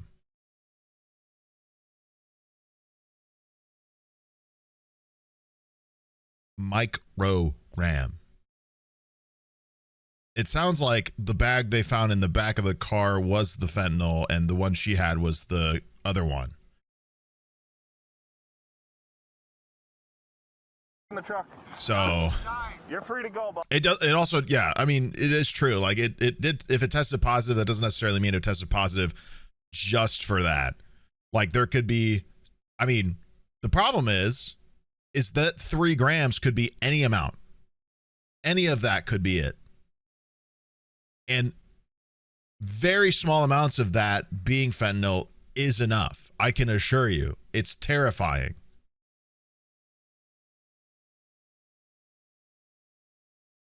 boss.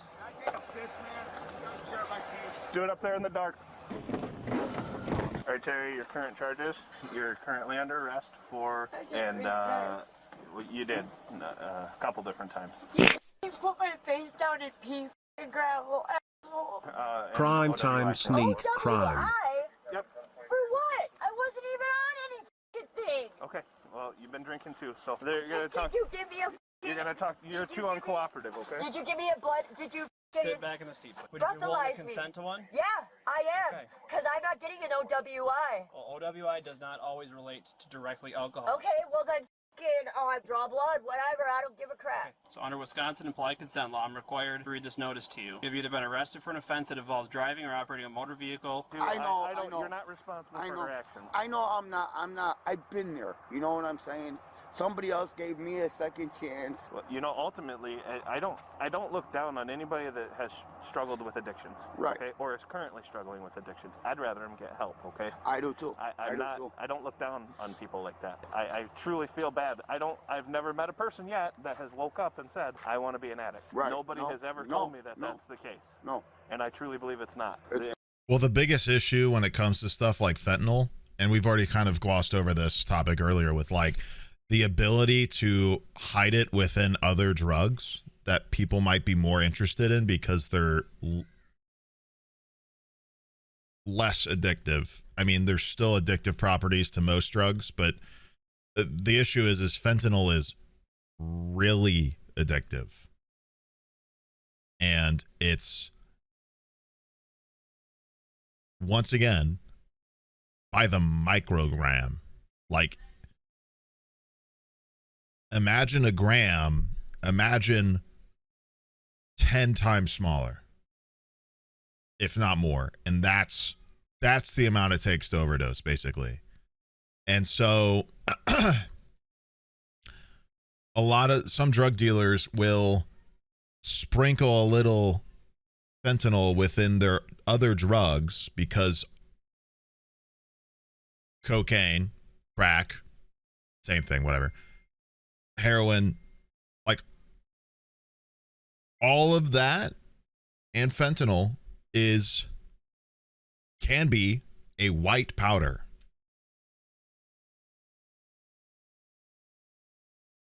Yeah, I'm underselling it. Like 10 times is not even close to how small it could be. Like it's way smaller, but they sprinkle it in because of its addictiveness, and they want people who like want the other drugs to get hooked on what they think is the other drugs to get them returning, basically. Put up an image. Yeah. Yep.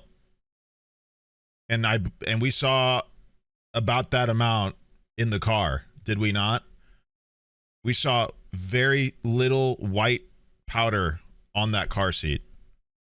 That, which based on this, is enough. That's why they freaked out. You might have been like, I feel like this is really aggressive.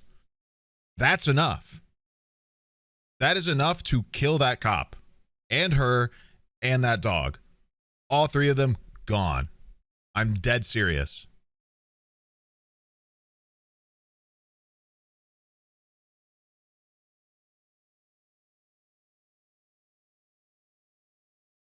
Yeah. If it got like in the ventilation and stuff like that,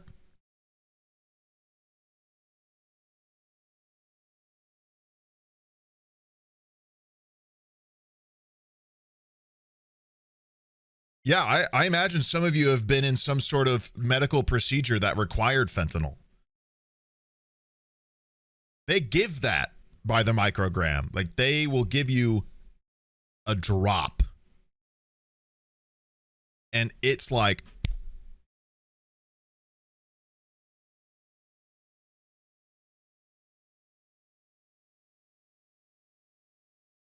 stay the fuck away from this shit. I'm dead. I'm so serious.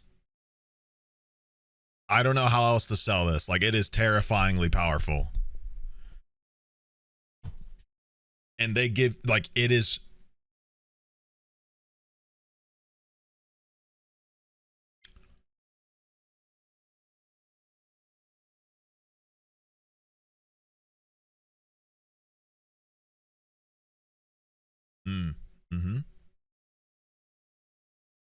The unfortunate part about today is she had some illegal stuff on her.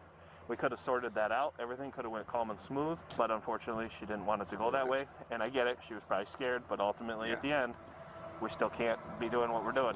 Will you submit to an evidentiary chemical test of your blood, yes or no? Okay, if my blood, does that mean I lose my license? Or if I just refuse? I cannot answer any questions. I can only reread the form. Okay, then reread it because I didn't understand it. So you're gonna have to reread it again. Then listen and do not I'm talk. trying to. Okay. And yeah, did I raise my voice? I absolutely did. I'm sorry for that, but fentanyl is deadly, and I have a dog that's stuck in that car and can't get out and get fresh air. And if I roll my windows down, it can blow everything around in there. Yeah, it's a little scary. Exactly what we just said. Exactly what we just said. A thing that you can't even see with your eye to kill me or my dog.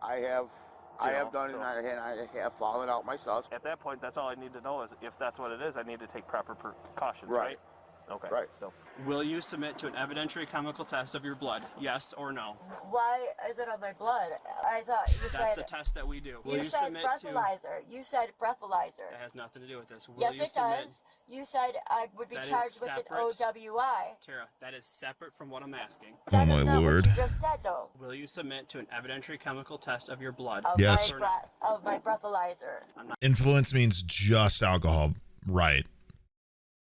I'm not asking about the breathalyzer. I'm asking if you'll submit to an evidentiary chemical test of your blood, yes or no? Okay, so if I say... Tara, I'm not answering any questions. Well, then Give I me a don't know yes what to or a say. no. I don't know what to say. I'm retarded. It's your choice. I'm retarded.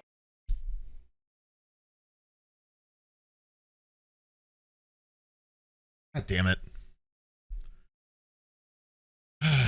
Okay. All right. Nope.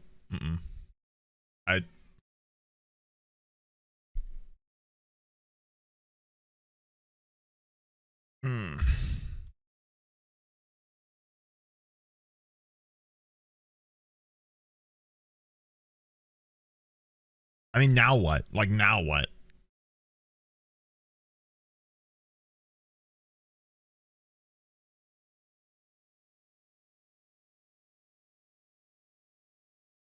Do I play the rest and just hope for the best, or do we just like not do the next 3 minutes? I don't know. I'm gonna cut to a different camera. Like I'm gonna change like after the angle change maybe and see what happens. Wish that would have been a sensor, but The refusal. We'll go.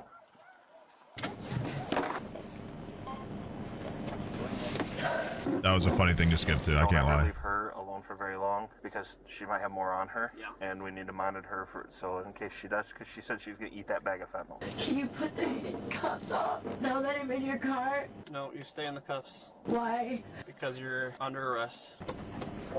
Do not reach around in any of your pockets. I don't have any pockets. Your sweatshirt has one. You guys got everything out of it, didn't you? Sit appropriately in the seat, please. Yeah, I appreciate your help. Tara, quit reaching around on yourself. Ugh. I've already got my partner's squad exposed. I do not want it on mine. I didn't mean to put it in you. Quit reaching I around. was trying to eat it so I wouldn't be sick.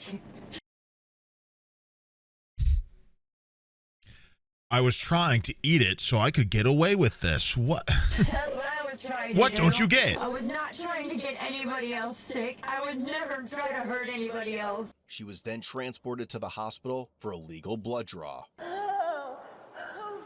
Gotta be so Hey. tight. Tara, knock it off. What'd I tell you? Well, what is it you guys were beating the out of me out there? What do you expect? Look at my face, you Oh my god, bro. They're putting her up like Hannibal Lecter. That's crazy. So, I don't know if you guys have been hearing any of this going on tonight. Alright, Tara, stepping up. Bro went so. Take her right and have a seat. That happened. Tara was charged with felony counts of possession of cocaine, second offense, possession of narcotic drugs, misdemeanor counts of resisting, obstructing an officer, ×2, and possession of drugs. ×2. She also received several citations totaling over $1,300, including OWI, first offense outside 10 years. She was ultimately released a few days later on a $500 signature bond. Head over to Code Blue.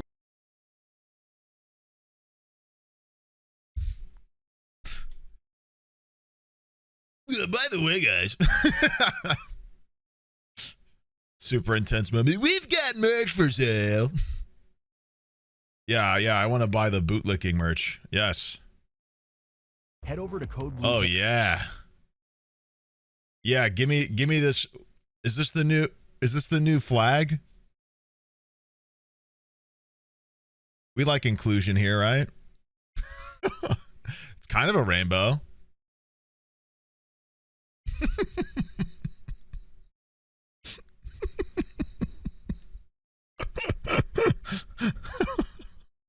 What the hell's going on here, bro? How do we got people making fun of the pride flag when they practically got their own right here?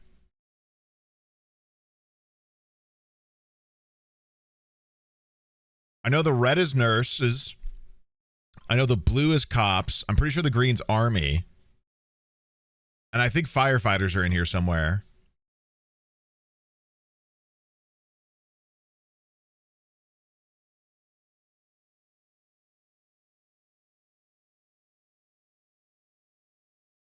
You thought red was firefighters? Maybe the white with the red stripe is nurses. I know that there's a nurse one in here.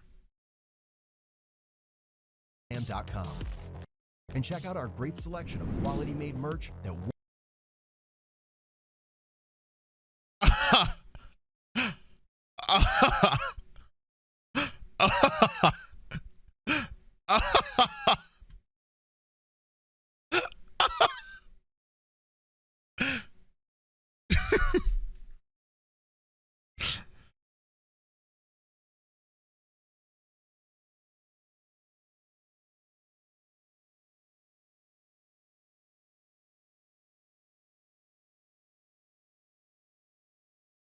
Civil Service pride flag just dropped. Won't disappoint. You won't disappoint.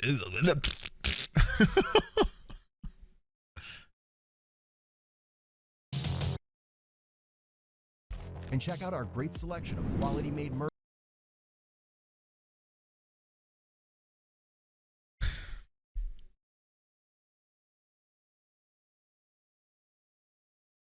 This is so lost on me, dude. This is so lost. I am imagining some 30, 40-year-old dude pissed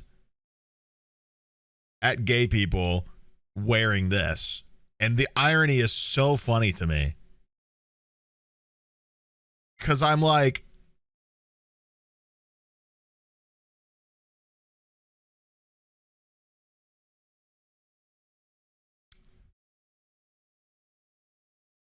that's so awesome, dude. That's so awesome. Yeah. A lot of colors on this flag. True. They just add a new one every year, don't they? Just a blue line last time I hate those checked. colors. I'm aware it to prove them wrong. I'll show them.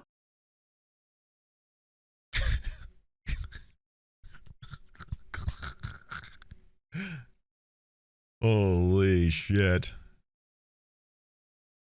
Awesome. Awesome. Oh my God, this is over an hour long. We don't have time for that. We got to do coffee soon.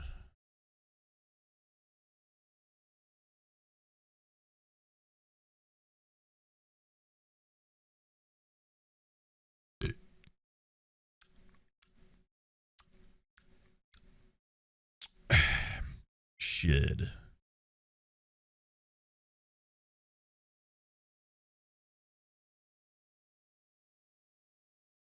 We'll save it. We'll save it. What a video that was.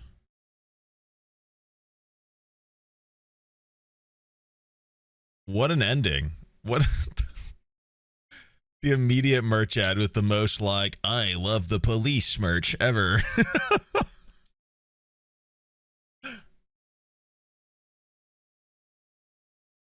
Wear the colors of the civil servants you respect. Show your pride for them. I don't know about all these gay people with their colorful flags, though. But I will support my service, my civil servants. It's not a rainbow flag. It's the colors are darker. It's different. Yeah, okay, buddy. Okay, buddy.